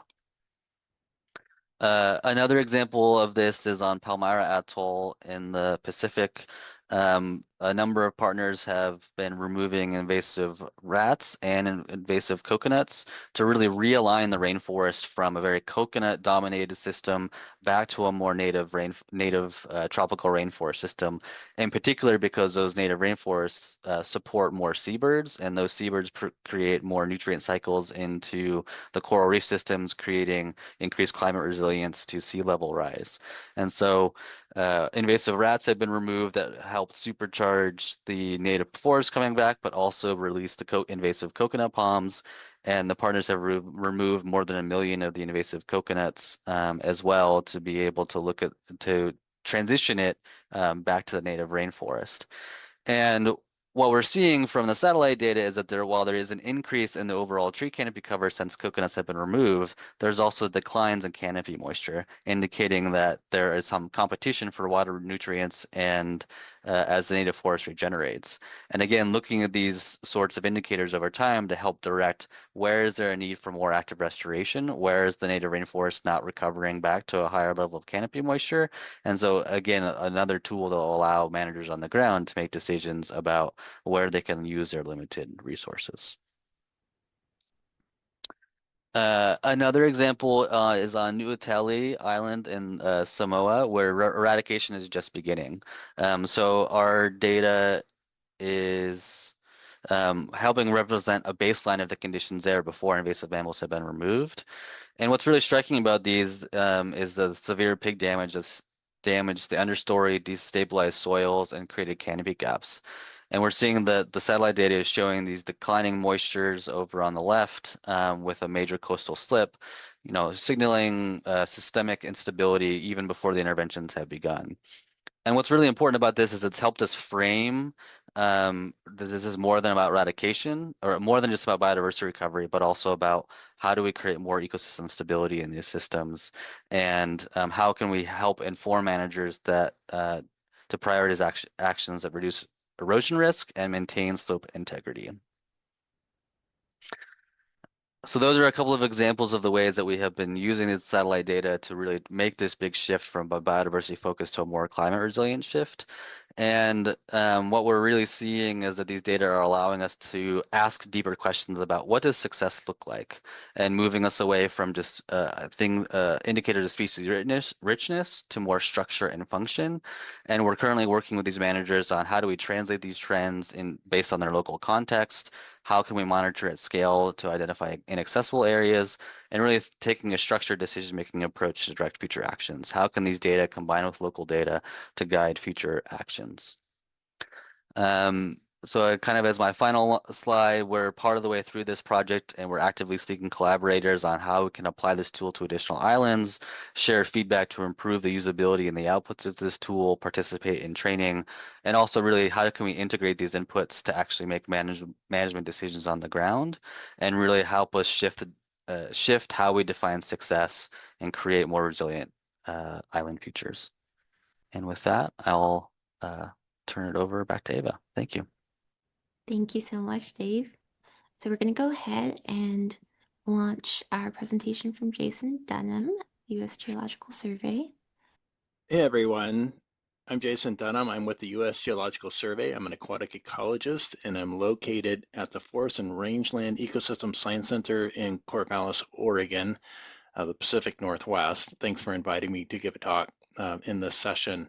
Today I want to talk about the question of control or coexistence. I know this is a conference on invasive species, and we usually talk about control, but sometimes coexistence might be a good option. And I want to address this issue through the lens of the resist, accept, direct framework. And the species here, the native species in question, is bull trout, which is pictured here. It's a cold water salmonid fish located throughout the Pacific Northwest. Okay, a brief tour of what I'm going to talk about in the few minutes that I have here. I'm going to kick it off with concepts and definitions. So explain what the RAD framework is and why you might care about it. Then I'm going to take that framework and apply it to this native species bull trout and look at the question of managing an invasive species that has negative effects potentially on the species non-native brook trout, and then finish with a few bottom lines that you might want to take home with you after the presentation. Okay, let me define briefly what the RAD framework is. It stands for resist, accept, direct. Resist refers to work that is intended to return a system to a given pre-existing state or maintain it in its current state. So in the case of bull trout, like many trout, we want to maintain that habitat. And for this species, cold temperatures are particularly important. There are other components that are important as well, including passage restoration. This fish likes to move around landscapes and riverscapes, so keeping those channels open could be important. Another common action is control of non-native species like brook trout, which I'll talk about in the case study. And then finally, reintroductions.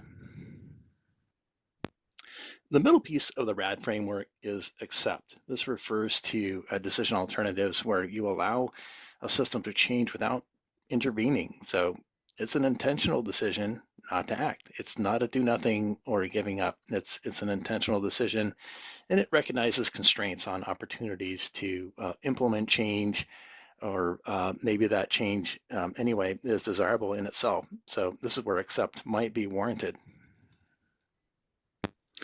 All right, the final decision alternative in the RAD framework is direct. This refers to managing the system to alter the trajectory of change to a new state. So this is a decision to manage a system in a new desirable condition that would not be attained without doing something, without intervening. It's not going back to the way it was before. That's resist. So this is sort of in between resist and accept, if you will. Okay, last word on RAD. Why was it created? I suppose I could have started with this. It was created to address the issue of ecological transformation, and in short, that refers to the dramatic and irreversible shift in multiple characteristics of an ecosystem. And some of those irreversible shifts might be related to new climates as well as new species in those ecosystems, like invasive species. And so in our case study now, we're going to get to this issue of control or coexistence using the RAD framework. Okay, now that you're all experts on the RAD framework, let's take this to a case study for the species bull trout. This is taken from a publication in 2022 in the Journal of Fisheries Management and Ecology, published by myself, Joe Benjamin, Dave Lawrence, and Katie Clifford as co-authors. And again, we're dealing with this native species, bull trout, native here to the Pacific Northwest, where I live, in cold waters throughout the region and threatened by lots of things, including invasive brook trout. Again, here are the two actors in this case study. Above is pictured introduced or non-native brook trout. These are introduced from the east coast of North America into streams where bull trout are native here in the Pacific Northwest. They're widespread invaders here in the state of Oregon, where I live. About 70% of the lakes have been stocked with brook trout. Control of the species is challenging, not only from a logistical point of view, but they're also valued by some people. So it's important to consider that in the decision space. And this species has variable impacts on bull trout. In some places, it appears to be the death knell. Other places, they might be able to coexist. So the question here is, resist the only option? Let's take a look at it. Okay, probably the hardest part of the study was identifying different resist accept alternatives. So we put these in a table, which I will briefly describe for you here. The resist decision alternatives included installing a movement barrier to isolate a native bull trout upstream of invading brook trout. So this will sort of keep things the way they are, at least in upstream environments, although that connectivity would be impaired. Another method of resistance is just eradicate brook trout as soon as we detect them. So that's like the early detection and rapid response sort of paradigm that you see with invasive species management. A third alternative is partial control. Let's just do our best to control and not eradicate and see how that affects the native bull trout population. And then finally, the alternative of eradicating brook trout late in an invasion. This is often what we're faced with. We don't detect them early, we detect them late. So we included this as an alternative for resist. So if you're familiar with cold water conservation and trout conservation in particular, those resist alternatives should look pretty familiar. These are a little bit different. Now we're getting into the accept zone. So one obvious alternative within the accept of the RAD framework is to do nothing, no action, see what happens for the native species, bull trout in this case. A second alternative that we identified was to increase cold water availability. And this is in response to this idea of managing impact modifiers. Bull trout do better in cold water than brook trout do. So maybe we can manage the environment so these two species can coexist without the need for control. Another way to give bull trout an upper hand in this competition, if you will, is to increase migratory life history expression in bull trout. Bull trout can get really big if they're allowed to move around the riverscape, and with that migratory life history expression, they might be better able to coexist with brook trout. All right, the last category of decision alternatives in the RAD framework is direct, and we identified one direct decision alternative in this case study that would be assisted migration or managed relocation, whatever you want to call it. Considering this alternative of moving the native bull trout to a place to where it's never been before that does not have brook trout, and see what happens in that case. All right, here's a table with all of the RAD alternatives identified. We used a population model to look at changes in both brook trout and bull trout populations. We've used this in a number of applications and prior publications. I won't not have time to describe that here. The upshot for this presentation is that only one of the RISCC decision alternatives produced an increase in that native species, the bull trout. That was eradicating brook trout early in the invasion process. In contrast, two of the accept alternatives produced an increase in the native bull trout and actually declines in brook trout. So that was increasing cold water availability and increasing migratory expression in the native. So managing impact modifiers, managing for coexistence could be an option here. And then finally, that direct alternative also produced a slight increase in the native bull trout population. So that managed relocation, assisted migration could be a good option in this case. So what's the upshot here? The upshot is that each RAD class or decision alternative, each one of those classes produced a successful outcome, at least one successful outcome for bull trout in this case study. We know that RISCC is the predominant alternative in practice, but it's important to note that accept or direct might also work. And a final point here that I don't have time to cover today, but implementing this process really requires strong social and ecological engagement. Ecological, in my opinion, is just not enough to get the job done. So I've been able to show you just one case study, a couple of species, one native, one non-native, using the RAD framework in a world that is rapidly changing. And the question really more generally here is, we know the world has changed, but how about our decisions? So changing climates, land use, biological invasions, social change, can we do a better job using frameworks like RAD to sort of expand our decision space? Okay, well, I'm probably out of time, so thank you for listening. I hope that was helpful. If you have questions, there's my email.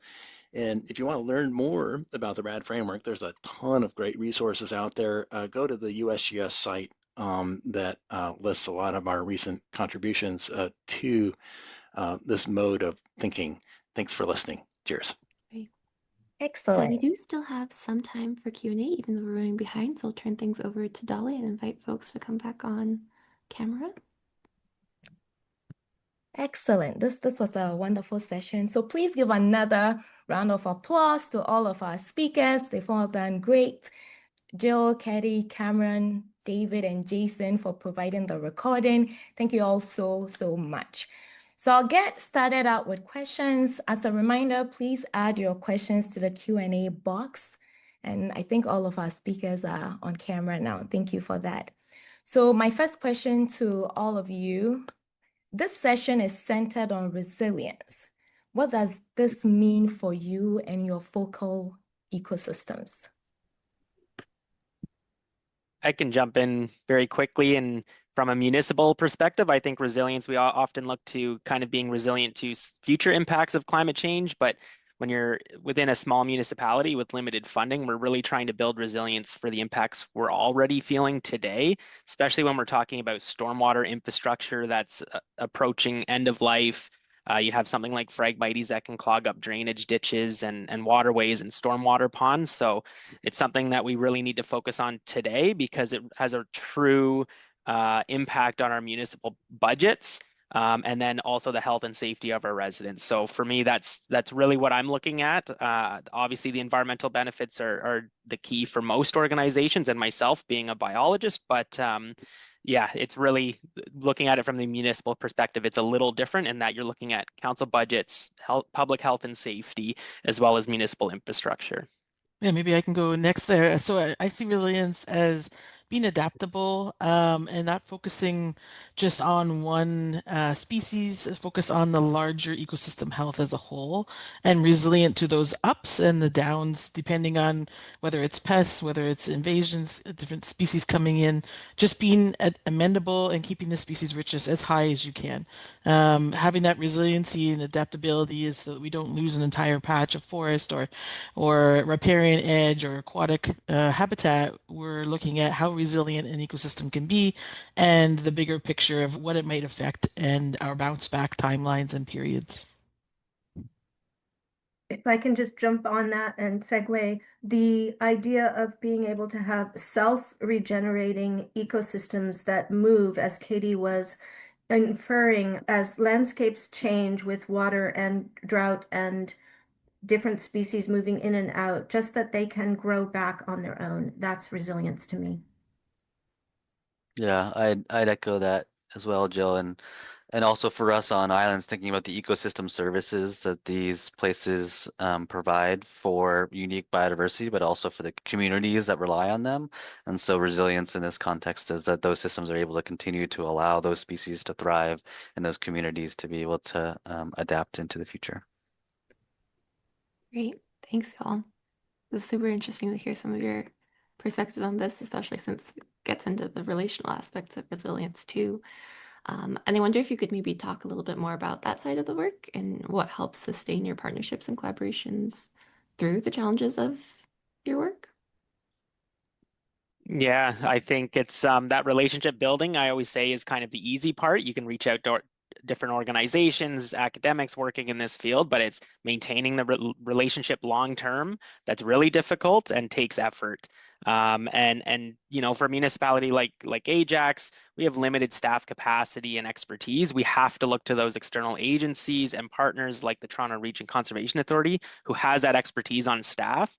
So a lot of this work in Ajax wouldn't be happening without all of our collaborators and our partners. So it really does take a big group, and especially when you're looking for external funding, that really helps when you have all of these broad collaborators, Indigenous groups coming together and working on the same objectives.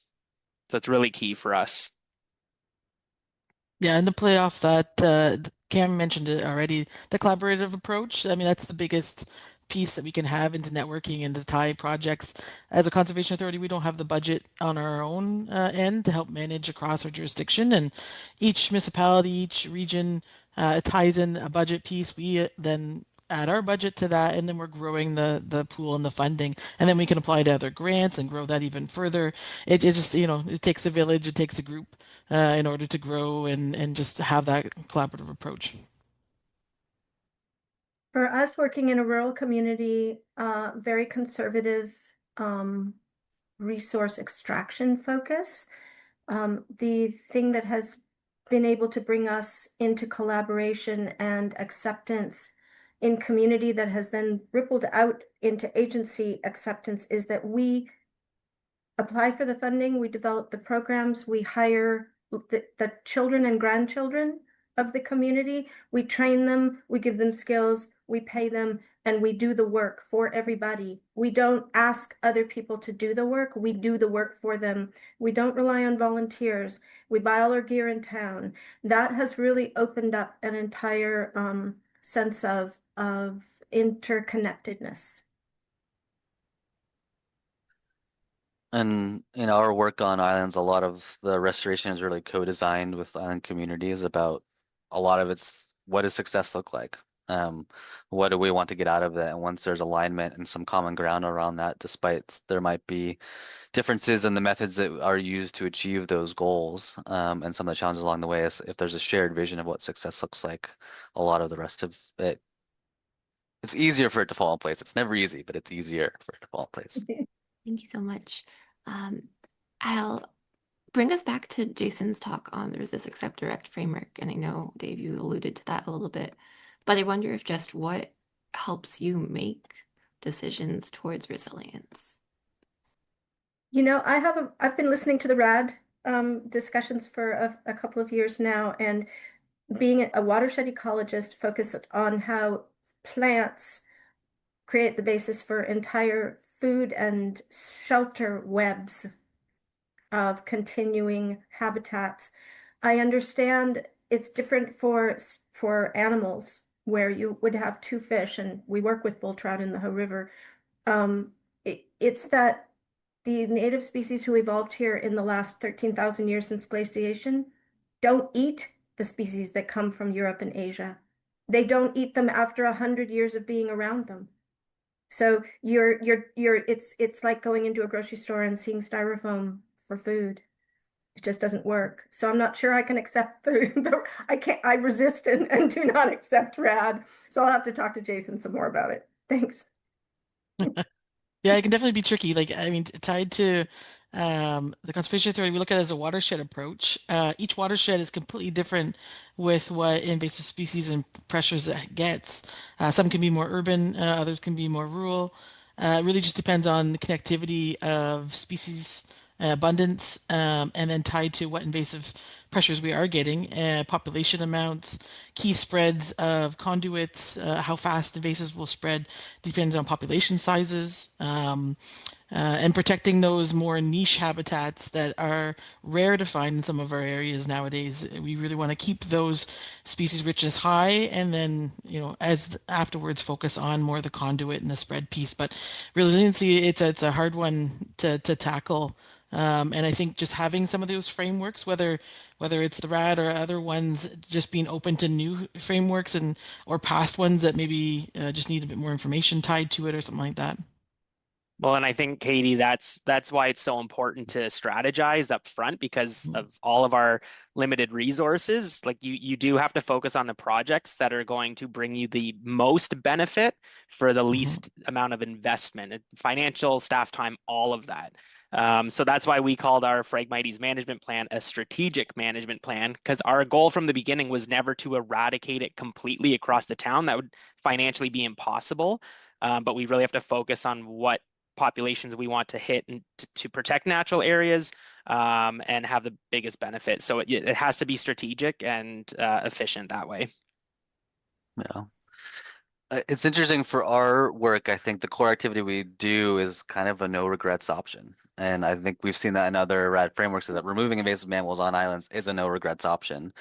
And our work is more about, is there more that needs to be done, or is the passive recovery not enough that we need to be shifting toward direct?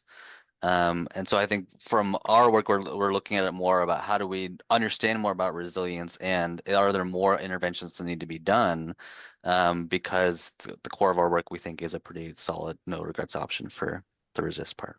Great. Well, thank you so much. And we will be able to have you all answer your individual questions in the Q&A box.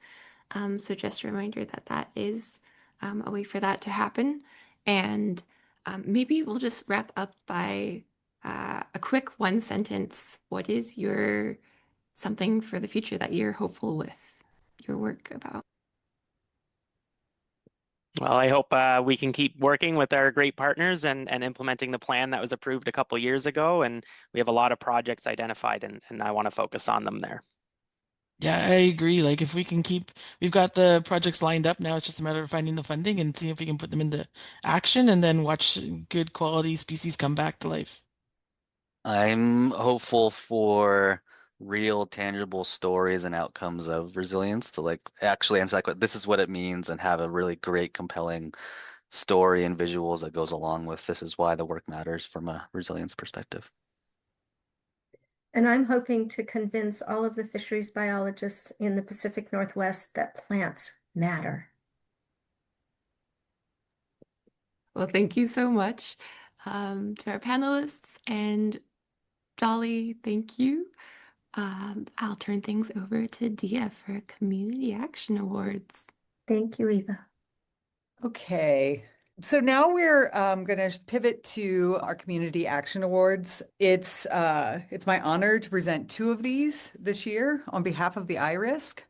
But first, we wanted to define what we mean by community, especially at this global scale.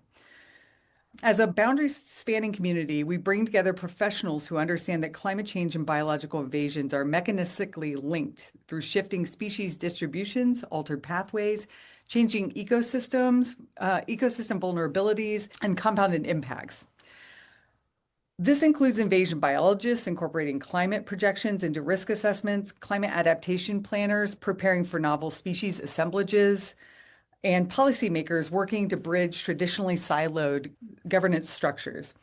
The global dimension is essential because invasive species are inherently transboundary issues.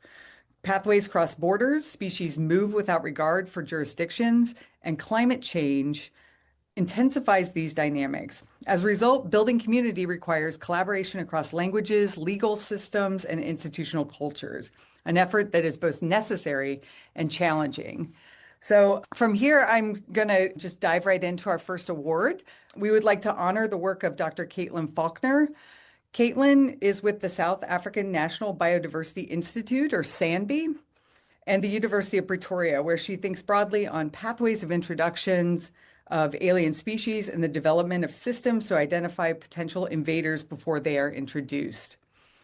She has led or participated in approximately 40 papers, including Understanding and Managing the Introduction Pathways of Alien Taxa, South Africa as a Case Study, A Simple, Rapid Methodology for Developing Invasive Species Watch Lists, and one of my favorite titles is Harder, Better, Faster, Stronger, Dispersal in the Anthropocene.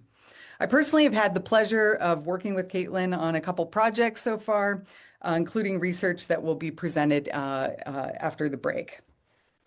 Caitlin has been instrumental in developing South Africa's national response to biological invasion, serving as the co-editor and chapter lead on pathways for the country's national status reports on biological invasions. Comprehensive assessments that make South Africa the only nation globally to regularly report on invasion threats at a national scale. Her research has shaped how South Africa prioritizes surveillance at ports, understands cross-border species movement within Africa, and assesses information gaps in alien species databases. She also developed a national watch list of species of concern, providing a proactive and now automated tool for identifying potential invaders before they establish. So on behalf of IRISC, I'm happy to present one of this year's awards to Caitlin Faulkner. And so we can turn it over to you if you'd like to say anything. Hi, everyone. Thanks, Gia, and thanks so much to RISC for this award. It's really wonderful to receive this recognition for the work that we do, because, of course, this isn't something that I do by myself. And as Gia mentioned, I've worked with some of you, but the theme is better together. And yes, biological invasions, climate change, these are global problems. So let's work together in future, and would be thrilled to collaborate more. Thanks. Excellent. Everybody give it up for Caitlin. Bravo. All right. And next, the next award is, the next Community Action Award is going to an organization. So it's my honor to present to Invasives Canada in recognition of their leadership in establishing Canada's National Invasive Species and Climate Change Network, or NISC. This award celebrates not only an important milestone, but a growing movement. Invasives Canada is a national organization dedicated to raising awareness around invasive species and promoting actions that prevent their spread. Inspired by the vision of our very own RISCs, they created NISC, the first national scale effort in the country to mobilize and transfer knowledge across sectors and jurisdictions. Invasives Canada has brought together researchers, policymakers, Indigenous knowledge holders, industry leaders, and managers to co-create strategies that connect science with action and build stronger researcher-manager communities. Today, NISC has a dedicated website and established advisory and working groups that will work to strengthen Canada's ability to anticipate, adapt to, and reduce the joint impacts of climate change and invasive species. And their work doesn't stop at Canada's borders. Although NISC is still evolving, it has already laid the groundwork for more integrated and relational approaches to two of the most pressing ecological challenges of our time. With Invasives Canada leading this effort, we're confident that NISC will grow into a platform for knowledge sharing and inspire other countries across the world to establish their very own networks, because climate change and biological invasion do not respect political boundaries, neither should our collaboration. Please join me in congratulating Invasives Canada, recipient of this year's Community Action Award. if you'd like to say some words, you've got the floor. Thanks, Dia. Thanks so much. And thanks so much to the RISC Network. We really appreciate this honor. And I'm honored to accept this award on behalf of Invasives Canada, our team, and specifically Chris Sullivan, who's been leading this work the past year or so. And I also just wanted to make note of and thank the NISC network group, our advisory group members, as well as our working group members who are helping to move this forward. And of course, cross-RISC members. It really wasn't without cross-RISC groups that really, provided the knowledge and information to get us up and running. So we truly appreciate that. And just from a funding perspective, wanted to thank Environment Climate Change Canada for supporting our work that way. And just very excited to see where we can take this work and any future collaborations we have moving forward. So thank you very much. Very honored. All right, everybody give it up. Congratulations to both of our awardees. Thank you for your attention, everyone. I believe are we going into break now? No, we have one more thing for you all before we release you. And I'm so sorry, I've been hard to hear. I am actively losing my voice. So Kayla Morningstar is going to help be my voice as I share our screen. So if you all have not yet answered our Menti poll, there's a QR code in case it's easier to do it on your phone. So I'm going to leave that up there for a moment, but then I'm going to switch to our Menti results. And there's also a link in the chat if that's easier for you all.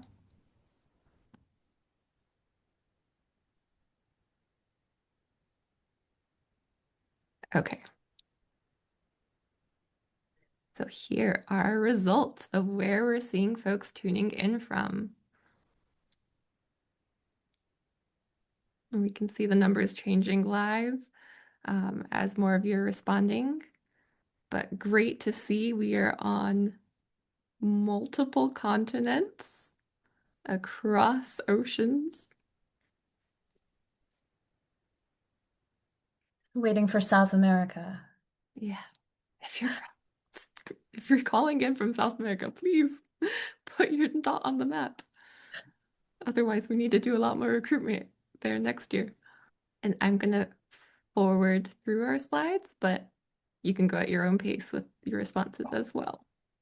Okay, so what kind of organization do you work for? So we have academic or education, government, so federal or national, and then government, state, territory, or province, and then local government or municipal government, and then NGOs or nonprofits, private, tribal, First Nation, or Indigenous, and other. So it looks so far like a lot of federal folks here, but pretty kind of even across all government types, academic and nonprofit. Yeah, Very that's cool. actually all of those first few bars are staying so even. Very cool. And then which taxa do you primarily work with? And then you can select more than one option. So we have terrestrial plants, aquatic, vertebrates, aquatic vertebrates, terrestrial invertebrates, aquatic inverts, fungi, and other.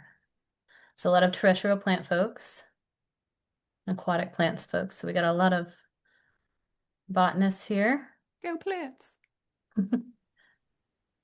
I'm an entomologist, so actually go insects.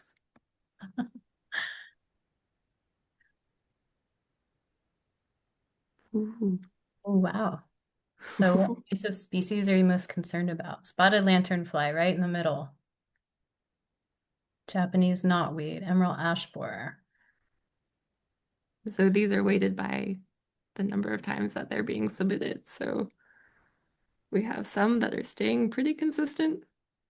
So European green crab, we have a talk on that tomorrow. And I think this is probably also reflective of the fact that a lot of our folks are tuning in from North America, where I know some of those central species are big issues. But that was current invasive species. What about in the future? with climate change and just as invasions continue to develop? Golden mussel. Yeah. For those that are not from the US, it just arrived in California. So, it's a big problem in South America. I wonder if the prevalence of unknown as a result of this is also a question of we just don't know which species will be most concerning in the future. Particularly maybe the folks who are putting that answer in. I'd be curious of where you're coming from and if we have maybe a lack of predictions in your area. More in the chat. Elliot in the chat, kudzu is taking over the word cloud.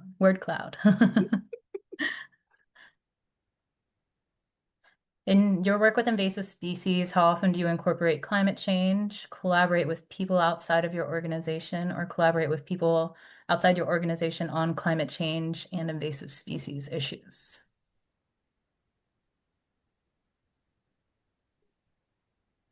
Wow. And this is going the whole range of the further to the right it is, the more you're doing that. I think it's very interesting that the amount that folks are incorporating climate change is just a little bit ahead of how much people are collaborating on that climate and invasive species issues, which to me kind of seems like maybe that when you're working on climate change and invasive species issues, that tends to be a very collaborative topic.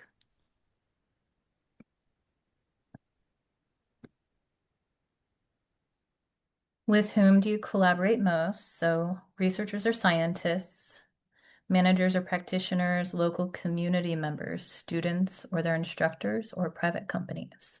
So far, managers and practitioners coming in at number 1.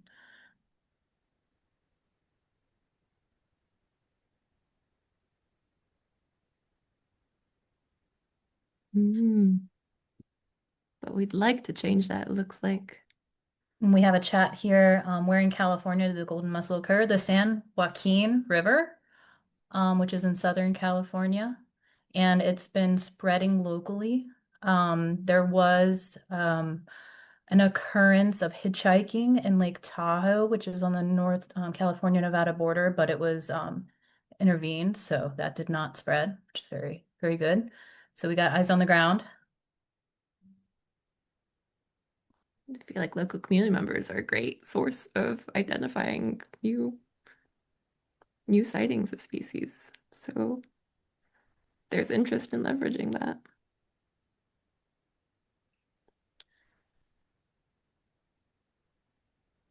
Okay, so this is the biggest barriers to successful collaboration for climate-informed invasive species management.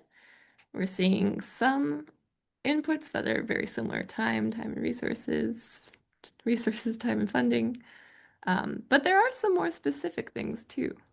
So sometimes contact between organizations, government and academic areas.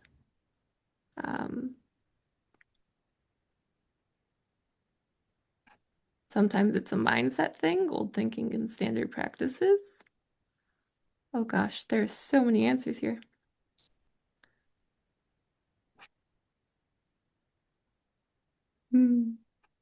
I hope that some of our speakers today are giving you hope about the future, and maybe potential partners giving them hope as well. And I'm sure some of these answers will kind of collate together and make sure that we share it with everyone here. So since we can't read all these right now, you can go back in the future and take a look at what folks said. On to the next. And then which pathways of introduction spread are you most concerned about? Oh, commerce is number 1. So pet trade, and then shipping and transportation is number 2. Storms and floods, dispersals by non-human animals, and then other. And we'll be hearing more about pathways of introduction and spread in just after the break. And so what locations, continents, regions, countries, states, territories are you most concerned about as an origin of new invasive species in the future? So it looks like Asia, South America, and Florida coming up. United States is high up there. Eurasia. And this is also, again, probably an interesting thing, actually, of thinking of where our attendees and folks who are answering this poll are tuning in from.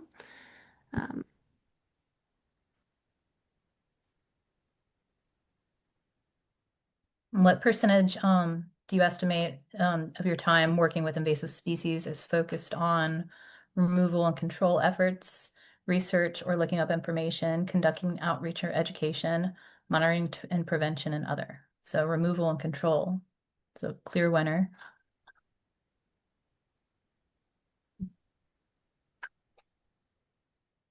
Overall, do you think management in your region has been gaining or losing ground in the following? Current invasive species, newer potential invasive species, or climate impacts? And so the further to the right you are, the more you think you're gaining ground versus to the left is losing ground. And in the middle would be kind of neutral. So in all of these things are kind of skewed towards losing ground, unfortunately. But you'll also see with the shadows behind things that we're actually seeing responses at every point along these bars. So there are some folks that actually are feeling like they're gaining ground on all of these fronts.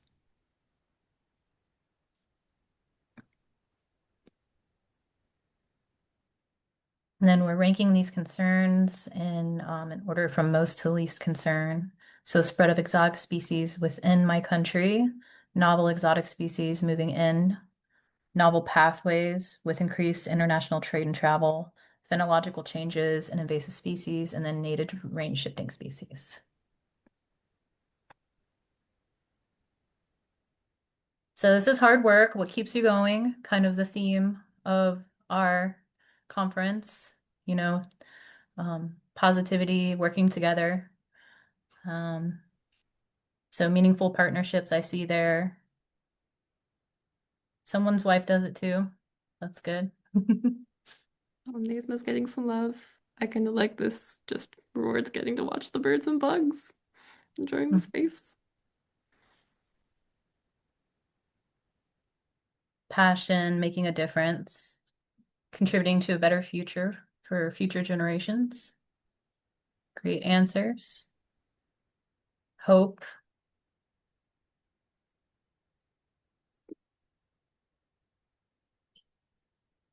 So a lot of different sources of hope. And so again, if you're still working on your results, keep them coming in. You might see some updated results later on in our conference, potentially tomorrow. Seeing a lot of things like community, yeah. People. Again, if we work together, we can make it better. Then it's better when we're working together too. It's easier. Yeah, love seeing all the positivity about working together with others. So that's why we're here. So thank you for being here, and thank you for putting your hopes in here. And we will make sure that later on everyone can take some time to read everything, kind of get inspired, feel that hope, keep you going. Hope you had some time to rest and are ready for session number 2, Understanding and Managing Pathways of Introduction and Spread. I'm going to pass it over to Annette and Dia to introduce the next session and our speakers. Thanks, Stephanie. Hi, everybody. Welcome back from the break and to our last session of talks for day 1 of the IISCCC conference. My name's Dr. Annette Evans, and I'm one of the Northeast RISC leadership team members. And I'm really thrilled to be moderating this session, looking at understanding and managing pathways of introduction and spread. So we know that climate change can have really big impacts on lots of different aspects of invasive species, both management and their impacts on ecosystems. And so this session is going to focus specifically on looking at new or existing pathways, or how climate change might impact the spread of species once they've established in a new region. And I do want to just mention that we've had a slight update to our agenda. So unfortunately, our speakers for our final presentation for today on invasion genomics were unable to talk today. And so instead, we've got one of our own RISC members who will be doing a presentation instead of that. And so I'm going to turn our microphone over to our first speaker. So our first talk is by Kupono Agireri from the University of Hawaii. And they're going to talk about seed dispersal by wild pigs in Hawaiian forests. So take it away, Kupono, when you're ready. Oh, and I'll mention also that I'm going to turn my video on when you've got 1 minute of speaking time left. And if everybody can use the Q&A box to ask any questions of Kupono, that'd be great. All right, sounds good. Thank you so much, Annette, for that introduction. First off, I just wanted to say mahalo to everyone for coming today. I'm super excited to share all of this. And thank you so much to everyone that worked so hard to put this on. Okay, let's get right into it. So, pretty obvious from the title, this is my research that I did through the University of Hawaii at Hilo, where I'm super grateful to have met a bunch of amazing advisors, my committee members, and of course, all of the students and community members that made this possible. Yeah, so basically I focused on seed dispersal by wild pigs in forests on the east side of Hawaii Island, which is the biggest island, so sometimes called the Big Island. And my main question really was to see if pigs were dispersing native seeds in addition to non-native seeds. So I'm going to talk a little bit about my project, the results, and how all of this ties into climate change. All right, so first things first, we all know pigs, we know the family. They're established on every continent except Antarctica, but because this is a climate change conference, I'm going to say yet. They're a super important resource culturally, ecologically, for a variety of purposes across the world. And within their native range, they serve a lot of important roles. However, even within their native range, if their populations become too dense, they can kind of take on invasive aspects as well. So a little bit of background, a lot of background, I guess, on pigs in Hawaii for those of you who are not familiar. The early pigs that were introduced to Hawaii were brought by Polynesian voyagers as a food source, and there is no historical record of establishment of these first pigs in forests outside of human habitation areas. This is believed to be a result of the lack of necessary food sources to kind of facilitate that establishment in forests. And the two main food sources that we kind of look at are these non-native fleshy fruits that the pigs really like, as well as invertebrates like earthworms that were not present prior to Western contact. All of these pigs that were brought in the beginning were tended to and cared for and managed. There was no, that we know of, tradition of hunting that Hawaiians had. It was all just animal husbandry practices. However, over time, after Western contact, domestic Asian and European breeds were introduced, which of course intermixed with these early pigs. They grew larger in size, and with the addition of these necessary food sources, were able to colonize the forests where they are now well established across the archipelago. As a result of this intermixing, the modern wild pigs we have today are about a quarter of the original Polynesian ancestry, sorry. And so the other 75% is, of course, that mix of both domestic and wild boar that were introduced later. So some of the ecological effects are definitely very similar to other places around the world. Of course, they damage and eat native plants. Here in Hawaii, we have multiple ground nesting birds, seabirds, our native goose, that they do prey on both the birds and their eggs. They have all kinds of effects on soil composition, nutrient levels, invertebrate communities. Pigs do a lot. They're just like us. They're everywhere, making all kinds of changes. And two really important things that we really need to consider are the rooting behaviors that they have that create these wallows that allow mosquitoes to breed, which spreads avian malaria that has been decimating our native birds. And then recently, there has been some research into their associations with rod. For those of you who don't know, it's a fungal disease that has been just decimating ohia, which is a super important endemic tree that we have here. So the whole basis for my research was basically the loss of our native avian frugivores that would be dispersing the native seeds. The oma'o is a native thrush. Unfortunately, it is the last functional native frugivore. And I say that because the two others that we have, their populations are just way too small to kind of fulfill this role. And for those of you who are familiar with the alala or the Hawaiian crow, it is extinct in the wild. There has been a recent introduction here on this island that seems to be going in the right direction. So as far as we understand now, oma'o really is our last native avian seed disperser. A couple other papers that kind of inspired my research. One is done in Aotearoa and one done in Guam.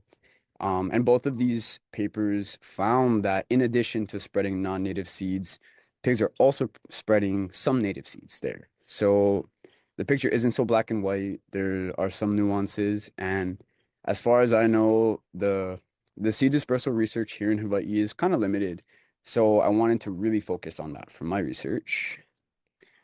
These are some study sites. So this is the east side of the island, the windward side that gets a lot of moisture. My highest elevation site was around 8,000 feet, 4,000 meters, and then the lowest was basically at sea level. I germinated the samples in a greenhouse following the methods in the papers that I read. These are the specifics of what I did. My grow out period was 6 months because some of the native species, of course, take a little bit longer to germinate. So to give them room for that, I extended my grow out period. And the only thing that I didn't look at is or graminoid seedlings. So I didn't look at grasses or anything like that, mostly because I have a hard time identifying them. And my real purpose for this was really fruit dispersal. So just a quick snapshot. These are all the species that germinated from the scat. I counted and identified each seedling that popped up. And if you guys want to just take a quick look, a lot of these species, I think some of them people talked about already in this presentation or in this session. And I think there's a lot in common from other places around the world. So just a quick overview of my results. The green is the species richness in the forests. So I did vegetation surveys prior to the scat collection. And what I found is that there's a higher species richness in the forest sites as opposed to the seedlings that germinated from the scat. So I think what that tells us is despite there being kind of this array of species available for them to eat, they're only selecting a small portion of what's there. So that kind of exhibits preference for certain species over others. And then this is species richness within the scat themselves. So the green is from the lower elevation sites, which from my vegetation surveys tended to be more non-native dominant, which is kind of a typical trend we see across Hawaii. And the blue is higher elevation sites, which overall had less species than the scat that was collected at the lower sites. This is the total abundance of seedlings per sample that I counted. Some of the higher elevation sites during certain collections had no seedlings germinate. And I think that's a result of the lack of these non-native fruits at the higher elevation sites, as opposed to the abundance of them at the lower sites. And you see here, so these 4 collections were done at different times of the year over the course of about 2 years. And collection 3 coincides with the rainy period here in Hawaii, which is associated with, of course, these large fruiting events of non-native fruits. And this is associated with peaks in pig reproduction. So, of course, this is a time where they're just eating a lot, breeding a lot, and we see these peaks in the seedlings that are associated with these seasonal changes that we already understand. So let's get to the numbers. I collected 364 individual scat samples, wandered around the forest with some dog poop bags, picking up everything I saw along my transects. Out of these, about half actually had germinants that successfully sprouted from them. And overall, yes, I did count and hand pulled 33,508 seedlings. It took a long time and a lot of tweezers and a lot of tears. But out of the 33,000 plus seedlings, not a single one was native. And I think that's a really insane thing to think about, because from sea level to 8,000 feet at these 6 sites, over 100 samples, there was not one native seedling. And that kind of scares me, but it was kind of expected. It of course differs from the Aotearoa and Guam studies, which did find, although in small numbers, native species that were being spread. Um, of course, my study was limited to the east side of one island. There could be differences on other islands and in other climate zones that we just don't understand yet. But if anyone wants to do that or collaborate on that, I'd be super excited to talk story. And another really interesting thing that I found was, one, they seem to exhibit preference for certain fruits over others.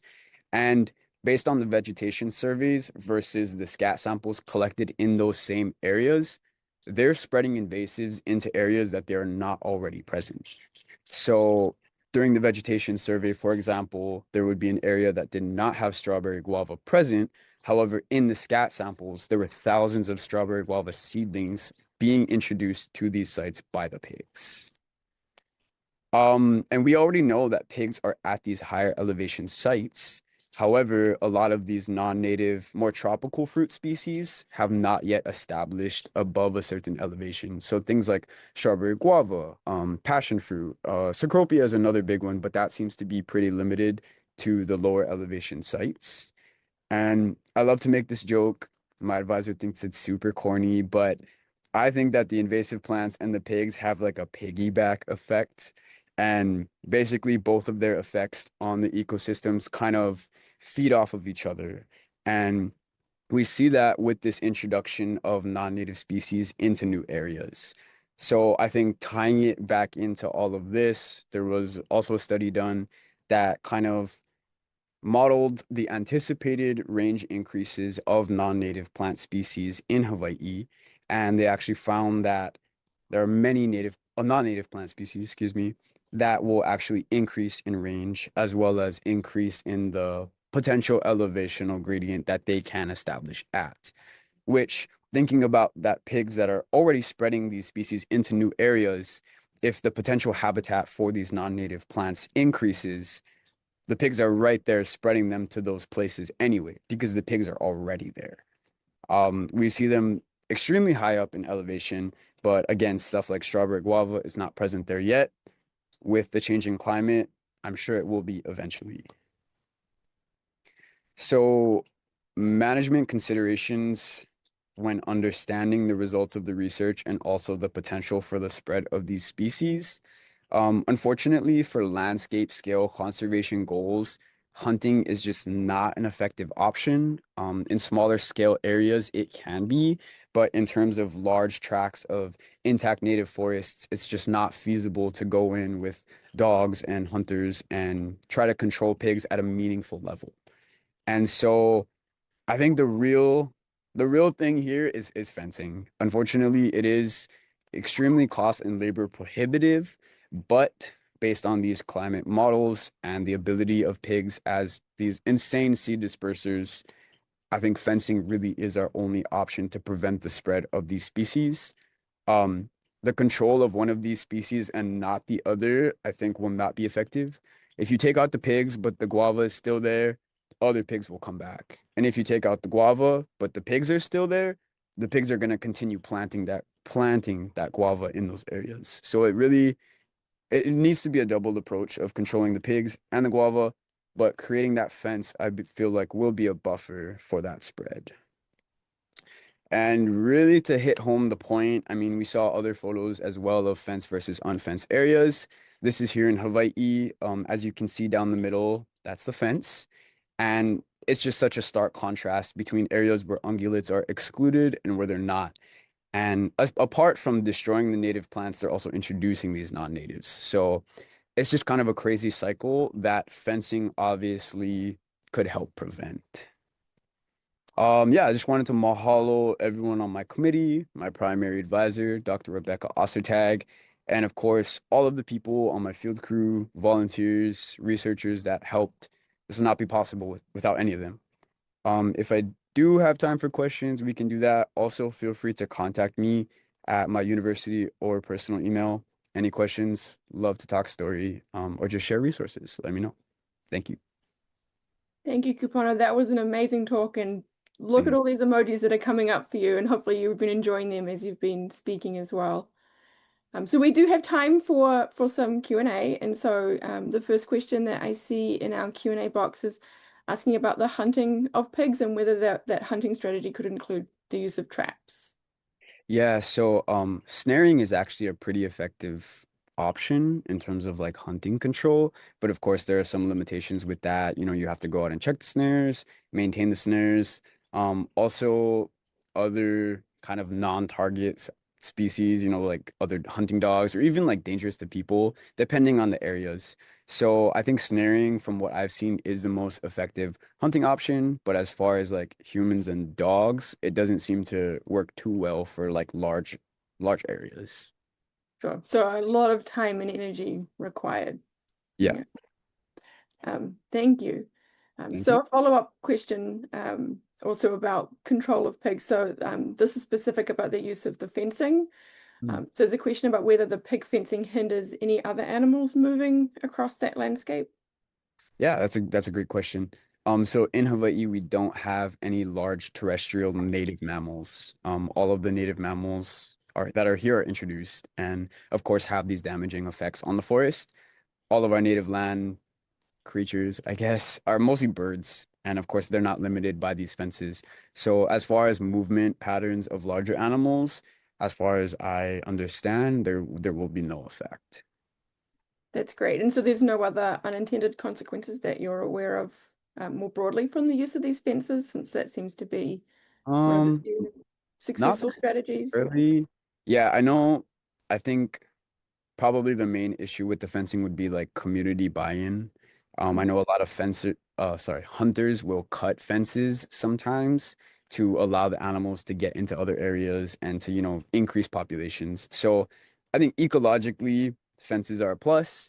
Community-wise, it is difficult sometimes to get that buy-in from local communities.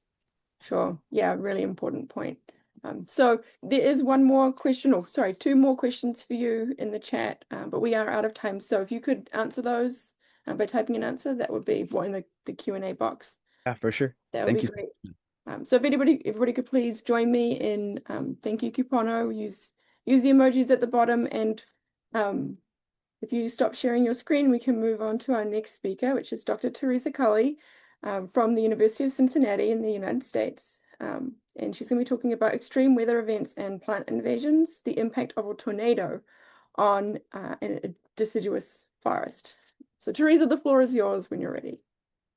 Great. Thank you so much. Welcome, everyone. It's a pleasure to be here. And it was fun following up on the Hawaiian pigs because I also do Hawaiian research. But today we're going to be talking more about the Midwest and extreme weather events and plant invasions. And so this is work I've been doing for, as you'll see, the past more than a few years.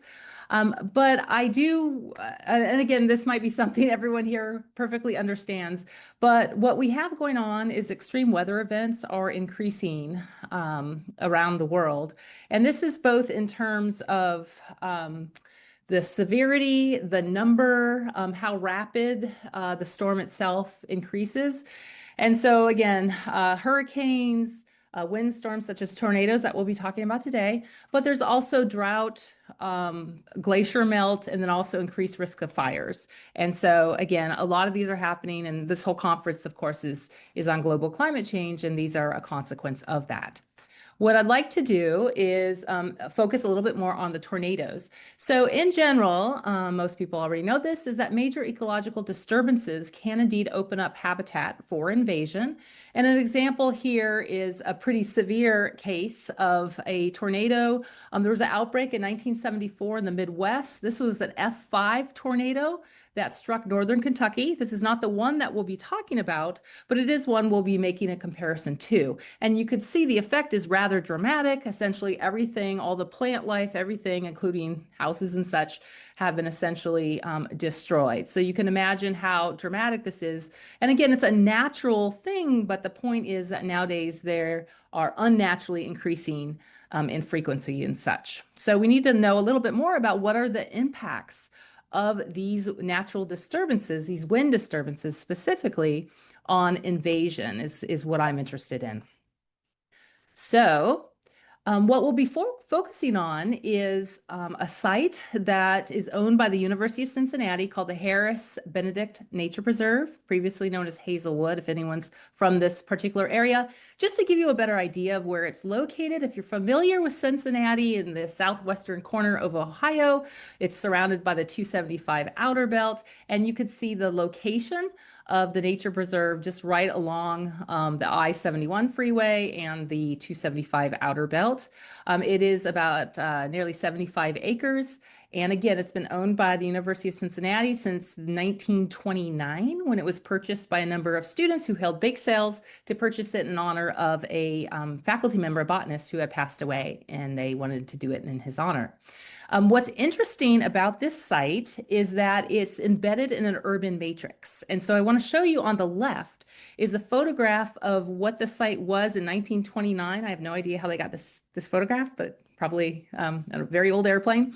And so what you could see is it's at the site here is embedded in essentially an agricultural area.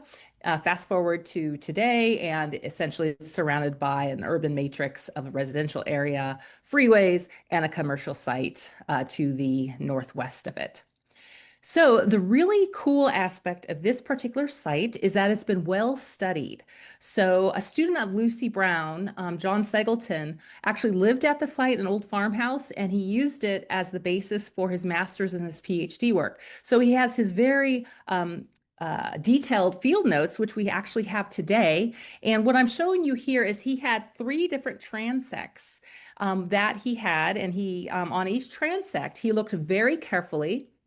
And this is from a paper that he has, but essentially we have his notes, but he had a very long, in this case, it was a 91-meter transect, where each meter, he had a 1 meter by 1 meter quadrat that he put all next to each other.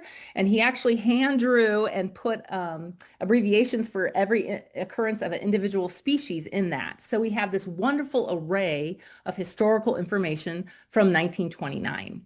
And so these are some pictures that he took. And so this is from his work in 1928. The site itself, remember, it was embedded in the agricultural location. So some of the upland areas had been used for cattle grazing at that time. There had been some selective logging of some trees. But you could see here lots of secondary growth, still relatively open. Here's more of a downslope area that was wet and marshy, and it actually still is marshy today, which is exciting. And then he had many different areas. The vast majority of it was this beech maple tulip tree forest with ravines and streams, which is probably why it wasn't farmed and completely logged. And so these pictures, by the way, look almost intact today if we just colorize them. The site, and according to John's work, it became known and recognized as very important and of a value because it contained various plant species that were considered relics that normally aren't found in this area of Ohio and in the tri-state area. So striped wintergreen, for example, and putty root orchid. On the bottom right of each of those are pictures that I just took of those species about 2 weeks ago. So they are still there, which is amazing. We also have marsh marigold. Because of this relatively unique vegetation at the site, it was awarded status in 1974 as a U.S. National Natural Landmark. We just had our 50th anniversary, which we're very proud of. So that's the site that we had. The really nice piece here is we have this historical aspect, and I wanted just to mention a little bit about this before we get into the tornado portion. And again, on this more modern photograph, you could see where the original transects of John Seggleton's are. Remember, he looked at those in 1929. A graduate student in 1980, Marge Bacuse, came in 1980, I already said that, and did the exact same survey on his transects. And then Margie and I got together in 2010 and repeated it again. So I was interested in seeing, does the species composition change over time on these very specific transects, and especially what happens with non-native species, especially those that are invasive. And so just a snapshot of what we found. Again, this is looking at non-native species in the historical forest We haven't talked about tornado yet. And so essentially looking at species richness, the number of species on the y-axis, you can look at the year 1927, 1980, and 2010 on the x-axis. Is you can see in blue is the native species, orange is the non-native. You could see that there early on, there was a large number of species compared to later on after the forest itself started to form and become more intact. And the same type of thing happens if you look at species abundance as well. In other words, the number of individuals of those various species. And so that's not that surprising. If you're curious which species these are, the one in 1927, there's one species of ground ivy, 2 individuals. 1980, we had amber honeysuckle pop up, only 5 plants. Garlic mustard started to take off, 36 plants. By 2010, you could see amber honeysuckle and garlic mustard were doing pretty well. Ground ivy popped back up again. And then you can see a few of the other types of newer species that had shown up at this point, and all of those are invasive. And that's a picture shown here. So this is by 2010, these invasive species had been showing up in the intact forest. So that's the background that I want to present first. And then what we're going to do next is delve a little bit more into the tornado. And so I'm going to show you several different pictures. So if you saw this one earlier, you might have seen, okay, something's odd, and that's the rightmost portion of the forest is different. And yes, it is, because that was the site where a tornado came through and touched down on April 9th, 1999. It was an F4 tornado. And it came through in the early morning hours. Tragically, it took out several houses. Several people, residents locally nearby, perished. Someone on the roadway nearby in a truck also perished as well. But you could see the dramatic effect that it had on the actual forest preserve. So you could actually see the direction of the tornado moving along. So over a third of the preserve was essentially demolished in terms of it impacted by the tornado, its natural state. And so here's just some pictures of the event. Again, these were taken about, I think, the day after or maybe 2 days afterwards, so pretty immediate after that. This is some of our faculty showing, again, trees are just pushed over, sheared off. It was a pretty traumatic event. Many of the large trees were in the direct hit area. You could see here a number of them. This is on the y-axis, the DBH, diameter at breast height. You could see, for example, there was one very large black oak that essentially was sheared off. There were a whole bunch of beech trees, 34 of those. 23 of those were completely uprooted. You can see Steve Rogstad, my colleague, standing on one of those. And so it was a pretty traumatic effect here. So what we did was we looked at the recovery of the forest over time. This happened in, the tornado was 99. I showed up in 2002 and was told, hey, jump in on this project, which we did. And so we actually, every few years, every 3 years or so, we would go back and we would measure the forest. And so these are just pictures showing you as the forest recovered what actually happened. And so I'm a big believer in photographs. You can sort of see, we started to get honeysuckle coming in from the roadways. And so that became effective, or that became an issue. So what essentially we had is we had undisturbed forest plots, 6 of them, and we had plots in the tornado area, we called it, and we had circles. Each plot was a circle of 15 meters radius, and we sampled these, you can see in 2003, 6, 2010, and 2017. And so this was recently published last year. So if you're curious, I could send you a reprint. So first of all, I was interested in honeysuckle and what's going on there.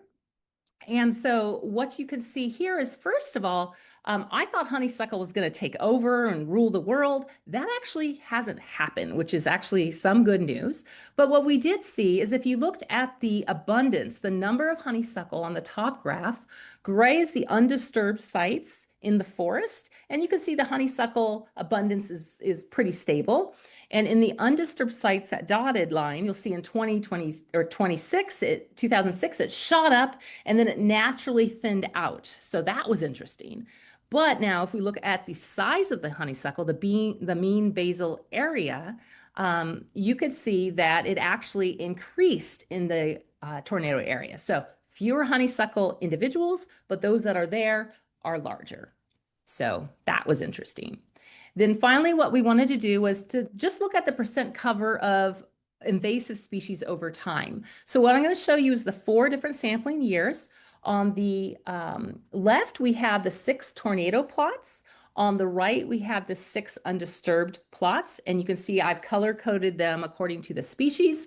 Just to note, the y-axis, so honeysuckle, for example, is 140%, which seems a lot, but remember, the honeysuckle is like layering on top of each other. So that's what's happening there.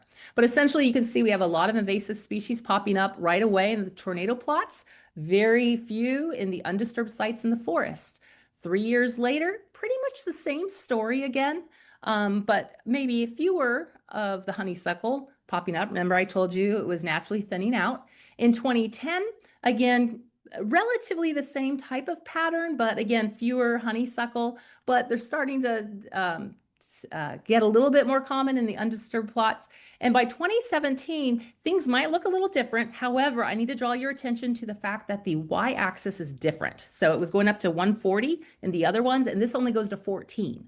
So we have much fewer honeysuckle, but you're seeing we're also getting a greater variation in the number of invasive species.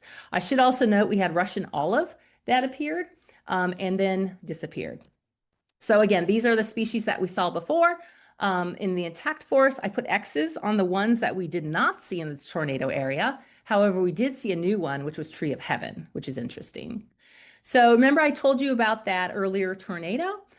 That was actually in an old growth forest, not in an urban matrix. And what happened there is they saw that the dense understory after a number of years actually reverted back to pawpaw and spicebush, which very limited invasive species popping up just in the last year. And that would be amber, honeysuckle, and multiflora rose.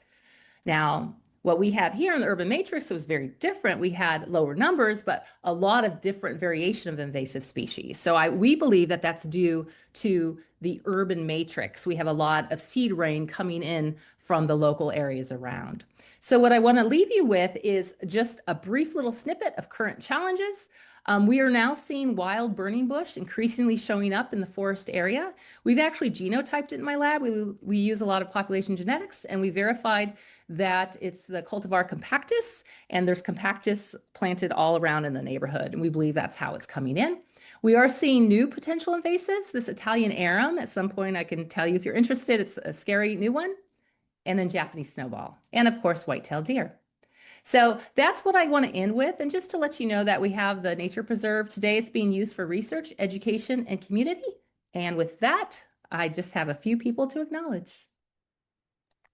Thank you so much, Teresa. That was such a fascinating talk that you gave. And it's crazy just to see the impact that that tornado had on that landscape.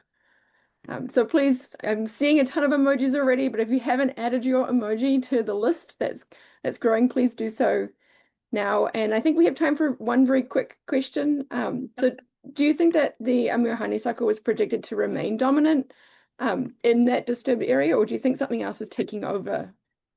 We thought the Amur honeysuckle would remain dominant, but honestly, there's also calorie pair I haven't told you about, and that's where we actually did a lot of the work. So it was a battle between calorie pair and honeysuckle. Calorie pair is still there, honeysuckle's reducing down. And you might switch gears then in the future for your field surveys. Yep, exactly. Awesome. Well, if anybody has more questions for Dr. Cully, please put them in the Q&A and she'll keep an eye out for those. But otherwise, we're going to move on to our third talk for our session. So we're going to welcome Arnau Bosch from the University of Almeria in Spain. And he's going to be giving a talk about From Lowlands to Summits, Pathways and Dynamics of Plant Invasions in Mountains. So Arnau, when you're ready, the floor is yours.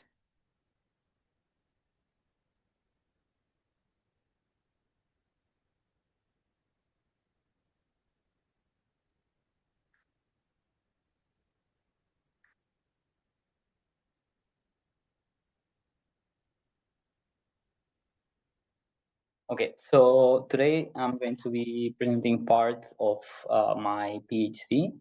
I'm going to be talking about invasion plants in mountains, specifically about the pathways and a bit about the dynamics and how we can predict and better understand these invasions or these alien plant dynamics. So to start, I want to ask you, like, how do you normally imagine invasions?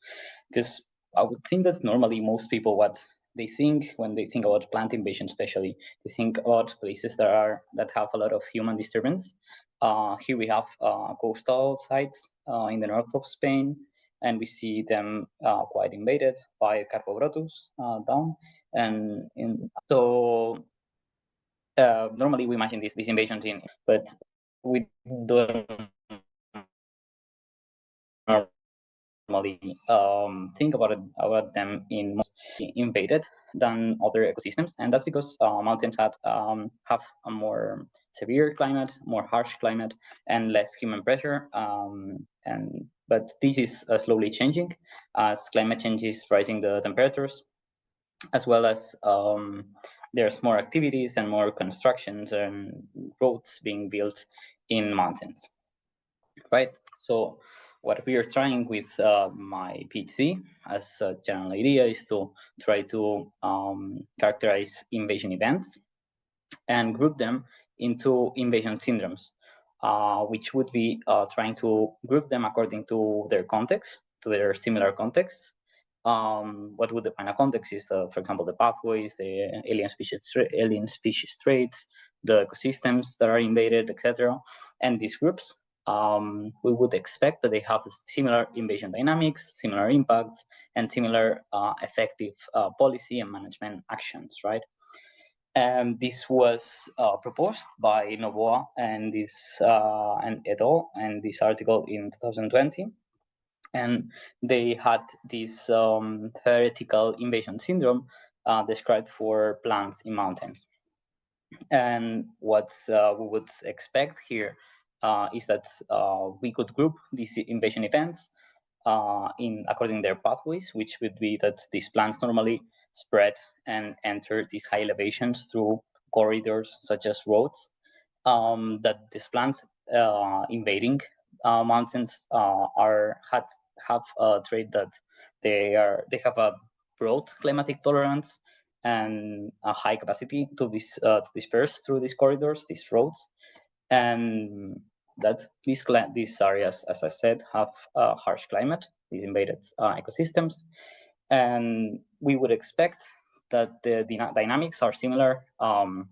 Mainly, these plants are introduced in the lowlands and midlands and spread towards highlands, and to have similar impacts as well on soil properties and native communities, and similar response actions. For example, one of them would be monitoring these plants along roads and limiting their spread. So now I'm going to present like some preliminary results. We recently started working on this, so we just have some preliminary results to show, but I'm going to start explaining our database.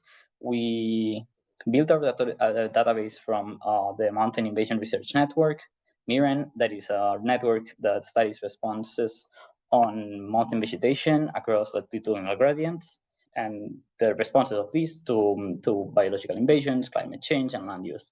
Here you can see how they are sampling. They are basically sampling along roads, next to roads, in these T-shaped plots across these altitudinal gradients.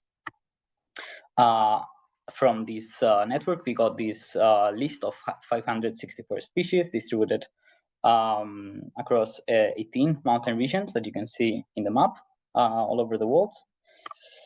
And one of the first things we did was look at the pathways of these species.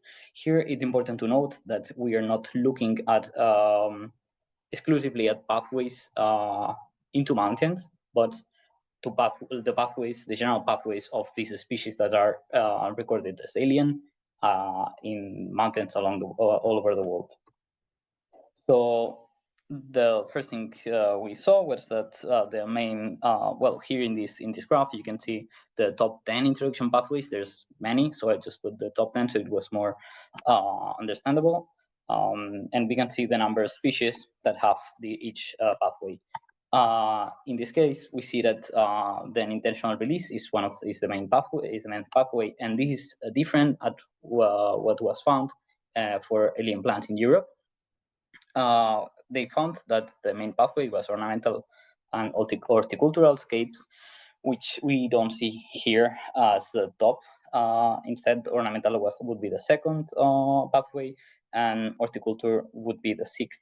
So we are starting to observe already some different patterns for mountains over alien species that are present in mountains.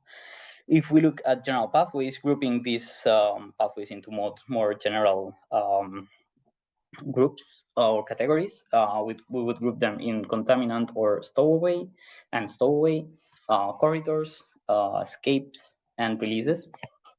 And here you can see the comparison of the percentage of species that have the percentage of species that were analyzed for each paper, compared from our data set to the Czech Republic, which was done by PISEC in Europe and all over the world. Down here you have the references. And one interesting thing is that we already see that in our dataset for mountains, we find more that the corridors are more present than for in the other articles, as well as less escapes and more releases. Then jumping to impacts, we analyzed those through using the environmental impact classification taxa, which is a tool from the IUCN that is analogous to the red list. And what it tries to do is collect and classify global data on impacts of plant invasions or alien species, and categorizes them from minimal concern to massive, according to the impact that these species have on native species or native populations.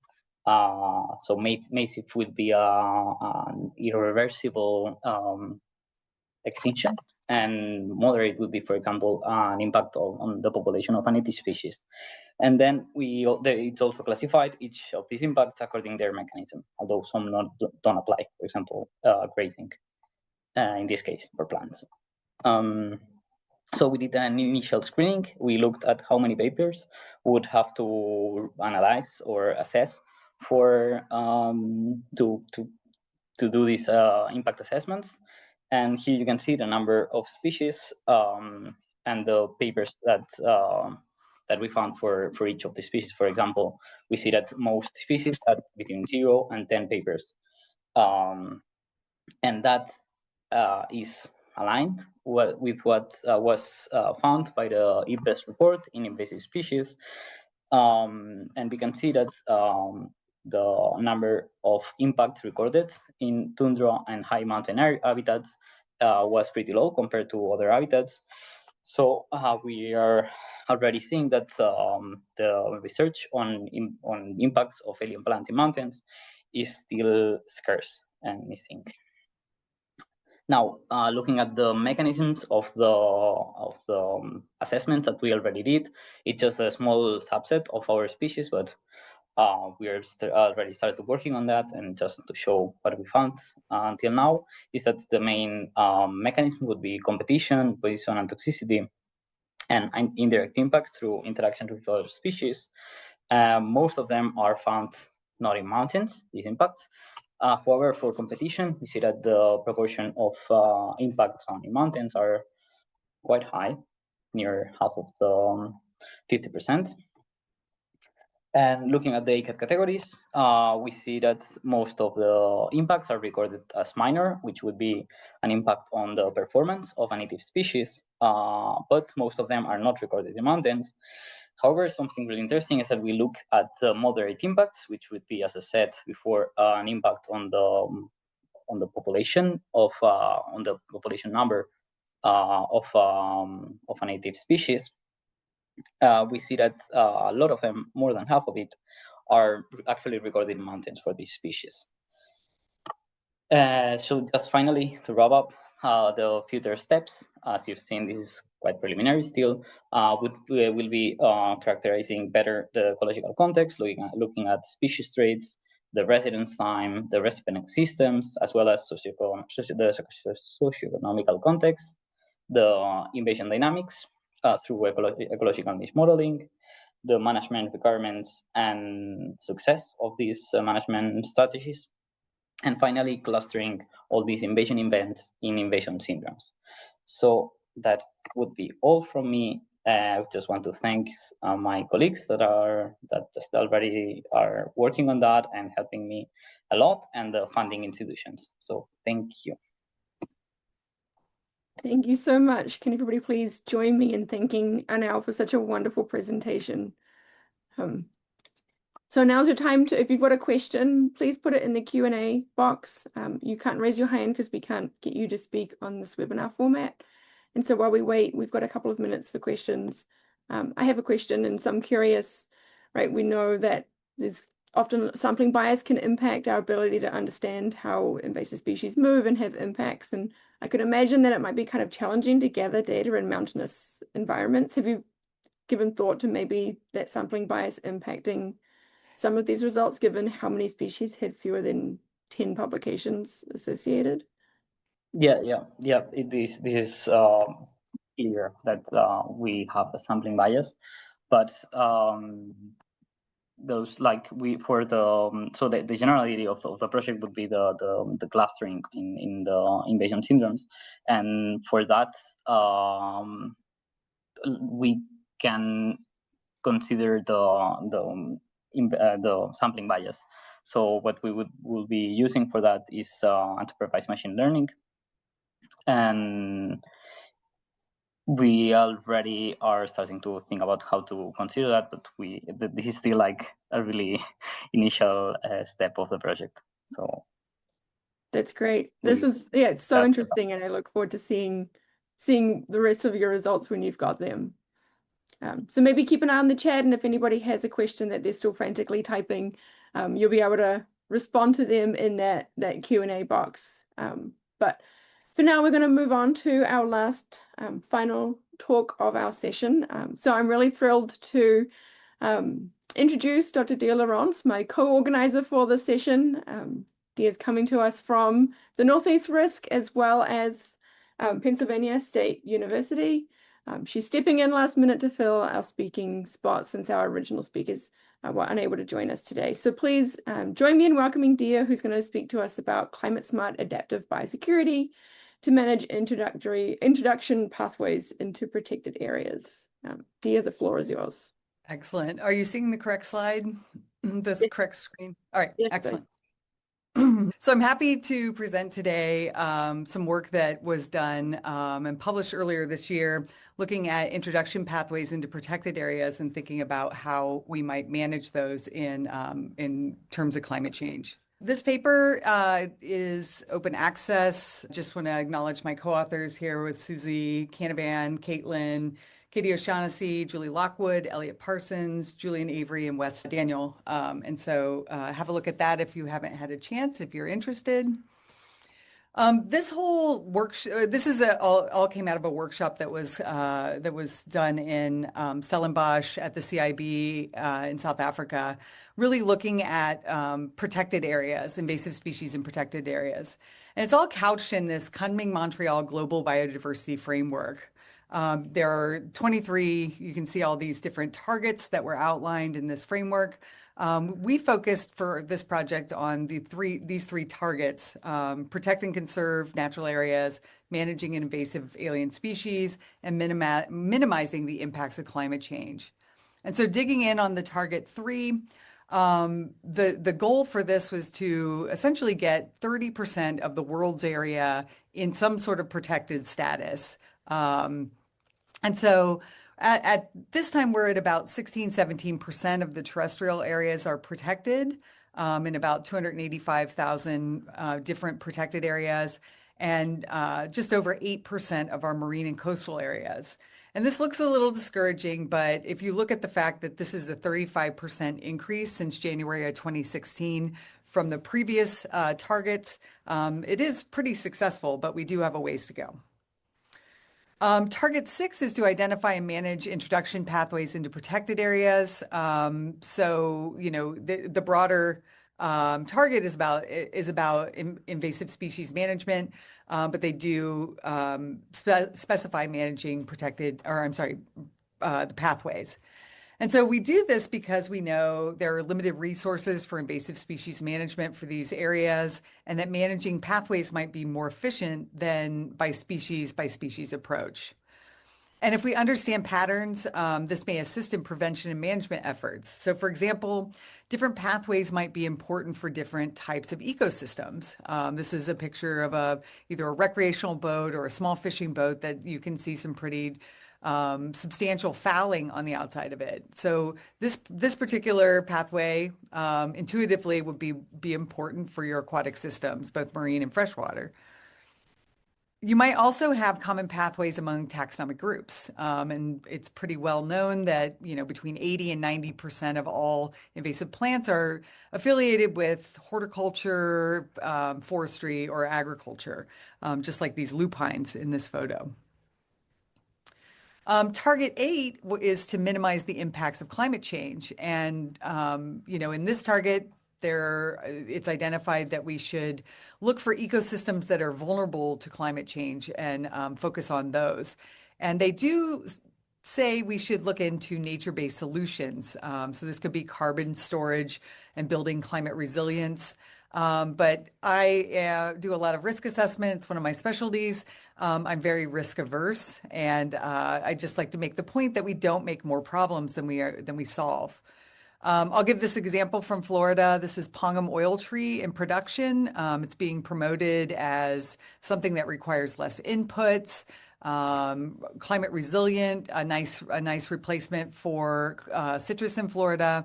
But the second picture where it says escape cultivation is a population of Pongum oil tree that's moving down a river.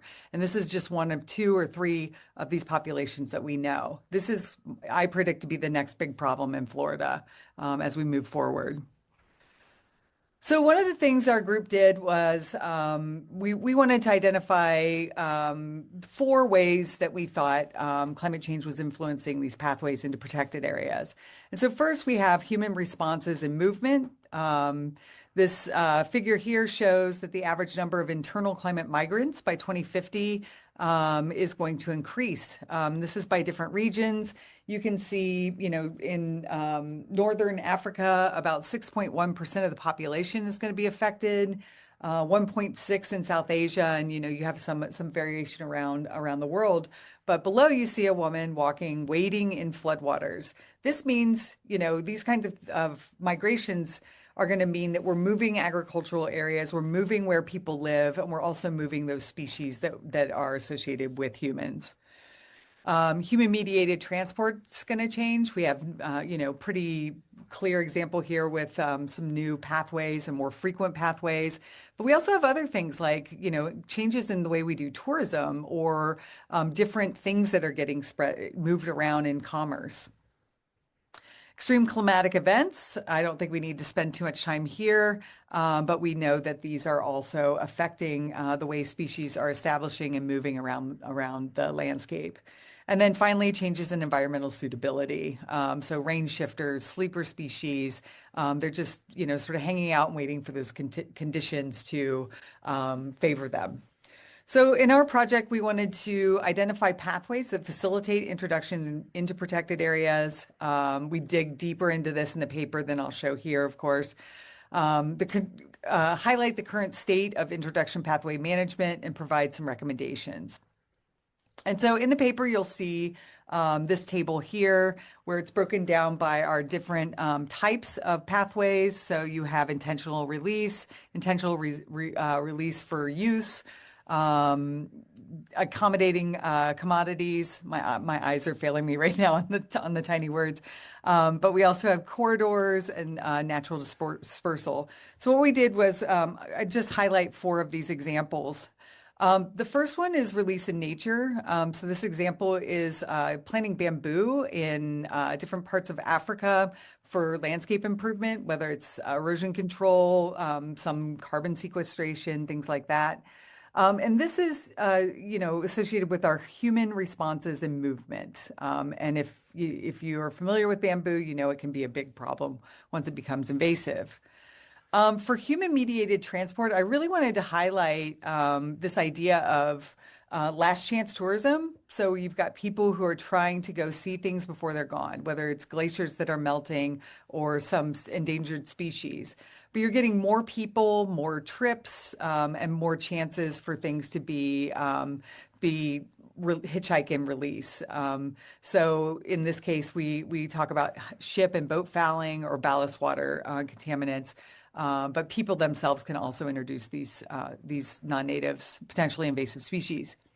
Escape from confinement. This is the African jewelfish that was released, a pet release that's now moving around Florida based on these extreme climatic events where you've had previously unconnected water bodies that are now connected through flooding. And those species are moving, not just the jewelfish, but other tropical fish moving around Florida based on that those kinds of events. And then finally, corridors. This is changes in environmental suitability. So you're seeing more species that are moving through the Suez Canal. That's the photo here. Those species are more suitable for those environments, as the climate's warming. So they're seeing increases in invasion in the Mediterranean Sea. So the current state of pathway management, basically, it's the same old story here. There's institutional and interagency obstacles that impede coordinated responses. We have limited staffing and funding. I can show this figure down here. It's about 45% of the countries don't have funding to do invasive species management. We also might have differing interests in between rights holders and whether we should manage or not. There are some instances of that with feral hogs. So kind of thinking ahead on some of the ways to maybe lessen the load, make it easier, think about how to manage these species is this framework we put together where you have your tools in the first box, where we have integrated prioritization through horizon scanning, ecological and biogeographic modeling through methods such as climate matching and species distribution modeling, human dimensions, ecology or culturomics or deliberative engagement with your stakeholders that can really help with this planning. AI, I'm still on the fence with going all in on this, but AI can be a useful tool. So thinking about machine learning, network analysis, et cetera, that can help us with our planning. And then finally, surveillance. Some of the smart traps and sensor networks, those can feed directly into that AI and help us make some decisions.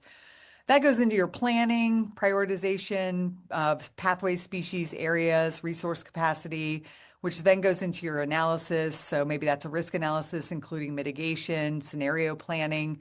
Then you have your management interventions. And the important thing here with this adaptive, iterative way of thinking is that you have markers, you have indicators, you evaluate how well you did, you report on what worked and more importantly, what didn't work. And then you make your modifications and then go back through. But just to highlight some of these, this toolbox here, the integrated prioritization can assist with priority setting, EDRR, and help managers stay proactive rather than reactive. The modeling can allow land managers to focus on prevention, monitoring, and control efforts in areas at greater risk. The human dimensions can use real-time digital records, scraping from Instagram, or when we could pull from Twitter, for example. We can use that information to help guide adaptive management and highlight emerging policy needs. AI, we can think about enhancing decision-making by evaluating multiple management strategies. And then finally, surveillance is cost-effective and time-saving alternative to large-scale monitoring. So we had some recommendations that included utilizing old and new tools to analyze, assess, and prioritize management. Thinking about the culturomics, ecology, the figure at the top, that's an invasive goose. And this is from one of the ecology papers, just showing weekly Google views. And you can see right around 2020, there was this spike in people looking for this goose. Well, we might be able to use that to make some assumptions or some about how that species might be in favor and therefore being traded or moved around more. Employing that iterative approach is important, developing boundary spanning relationships like we're doing here today, and through organizations like the RISC networks, engaging in coordinated information sharing and refining policy and increasing funding to aid in prevention efforts. And then finally, to talk about meeting the target in a changing climate, target 6.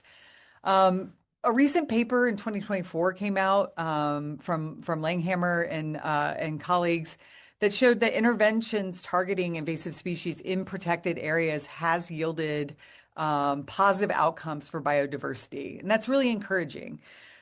We also know that adaptive management is a powerful approach to address uncertainty, especially with things like climate change, and that flexibility in management response can maximize our positive outcomes when resources are limited. So I'd just like to acknowledge the participants and organizers of the workshop. It was Managing Biological Invasions in Protected Areas, and that was organized by Tammy Robinson and Dave Richardson and Stellenbosch. And just highlight, I was in very good company. Our 2 keynotes were also at this meeting, as well as Caitlin Faulkner, who was one of the co-authors on this paper. So if I have any time for questions, I'm happy to take them. Thank you so much, Dia. Unfortunately, we are out of time for questions, but if someone does have a question for Dia, please put that in the Q&A box. And I'd like to invite everybody to join me in both thanking Dia and all 4 of our speakers for this session. So please add your emojis. And while you're doing that, I will turn the floor over to Elliot Parsons to wrap us up for today. Thank you so much. We made it to the end. Thank you so much, everyone, for coming to the 2nd Annual International Invasive Species and Climate Change Conference. And just have a couple quick things to wrap up today, but really appreciate you all attending. We had, I think, 550 or more folks at the highest number during the day, which is just incredible. We had some amazing talks. Please fill out our survey. So this is a QR code. I'm just going to have this up for a quick second, but we'll put a link in the chat. We really would appreciate your feedback for day 1 of the IISCC. So please check that out and send that in for us. We had fun today. We had some presentations during storms. I think I counted 3 of them, including our plenary speaker, Dr. Sylvia Ziller, who's presenting in the middle of a cyclone. So congratulations for that. That was incredible. We had a lot of great presentations, a lot of amazing data. I want to say I think the answer to all of our problems is somewhere on the slide. So please follow these guys' work and check that out. I want to give Kupono the award for the largest number of laughing out loud emojis for his piggyback joke. That was incredible. Congratulations again to the Community Action Awardees. Thank you so much for all of your amazing work, Dr. Caitlin Faulkner, and of course Invasives Canada. You guys do incredible work, and on behalf of Erwin, again, thank you so much, and congratulations. Folks did tune in from all over. Looks like we got our work cut out for us for a couple regions, but we had a lot of folks calling in from around the world. And also good evidence that kudzu is not only taking over the southeastern United States, but also word clouds. We'll be going in and checking those out. And I just want to finish off with a quick preview of day 2 and hope that you all will join us tomorrow. So we're going to be looking forward tomorrow to our plenary presentation from Dr. Ross Cuthbert, who will be sharing economic costs from biological invasions. Will climate change exacerbate their escalation? So that'll be early on in the IISCC. We've got a couple of great sessions coming up. Session number 3 will be Management Success Stories, Sustaining Hope During a Time of Transformation. So please join us for that one.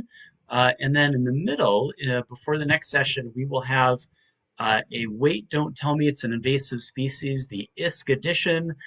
This is inspired by the National Public Radio, Wait, Wait, Don't Tell Me. NPR News Quiz is also inspired by the recent NAISMA Wait, Don't Tell Me session. So please come for that as well. We're going to have a lot of fun. And then our last session, the day session 4, will be emerging insights from early career scientists. We've got some great talks lined up for you. So thank you so much for joining us on behalf of the planning committee and all of the partners and collaborators on this. We really appreciate everyone joining us today, and we look forward to seeing you tomorrow for day 2. Thank you so much, everyone.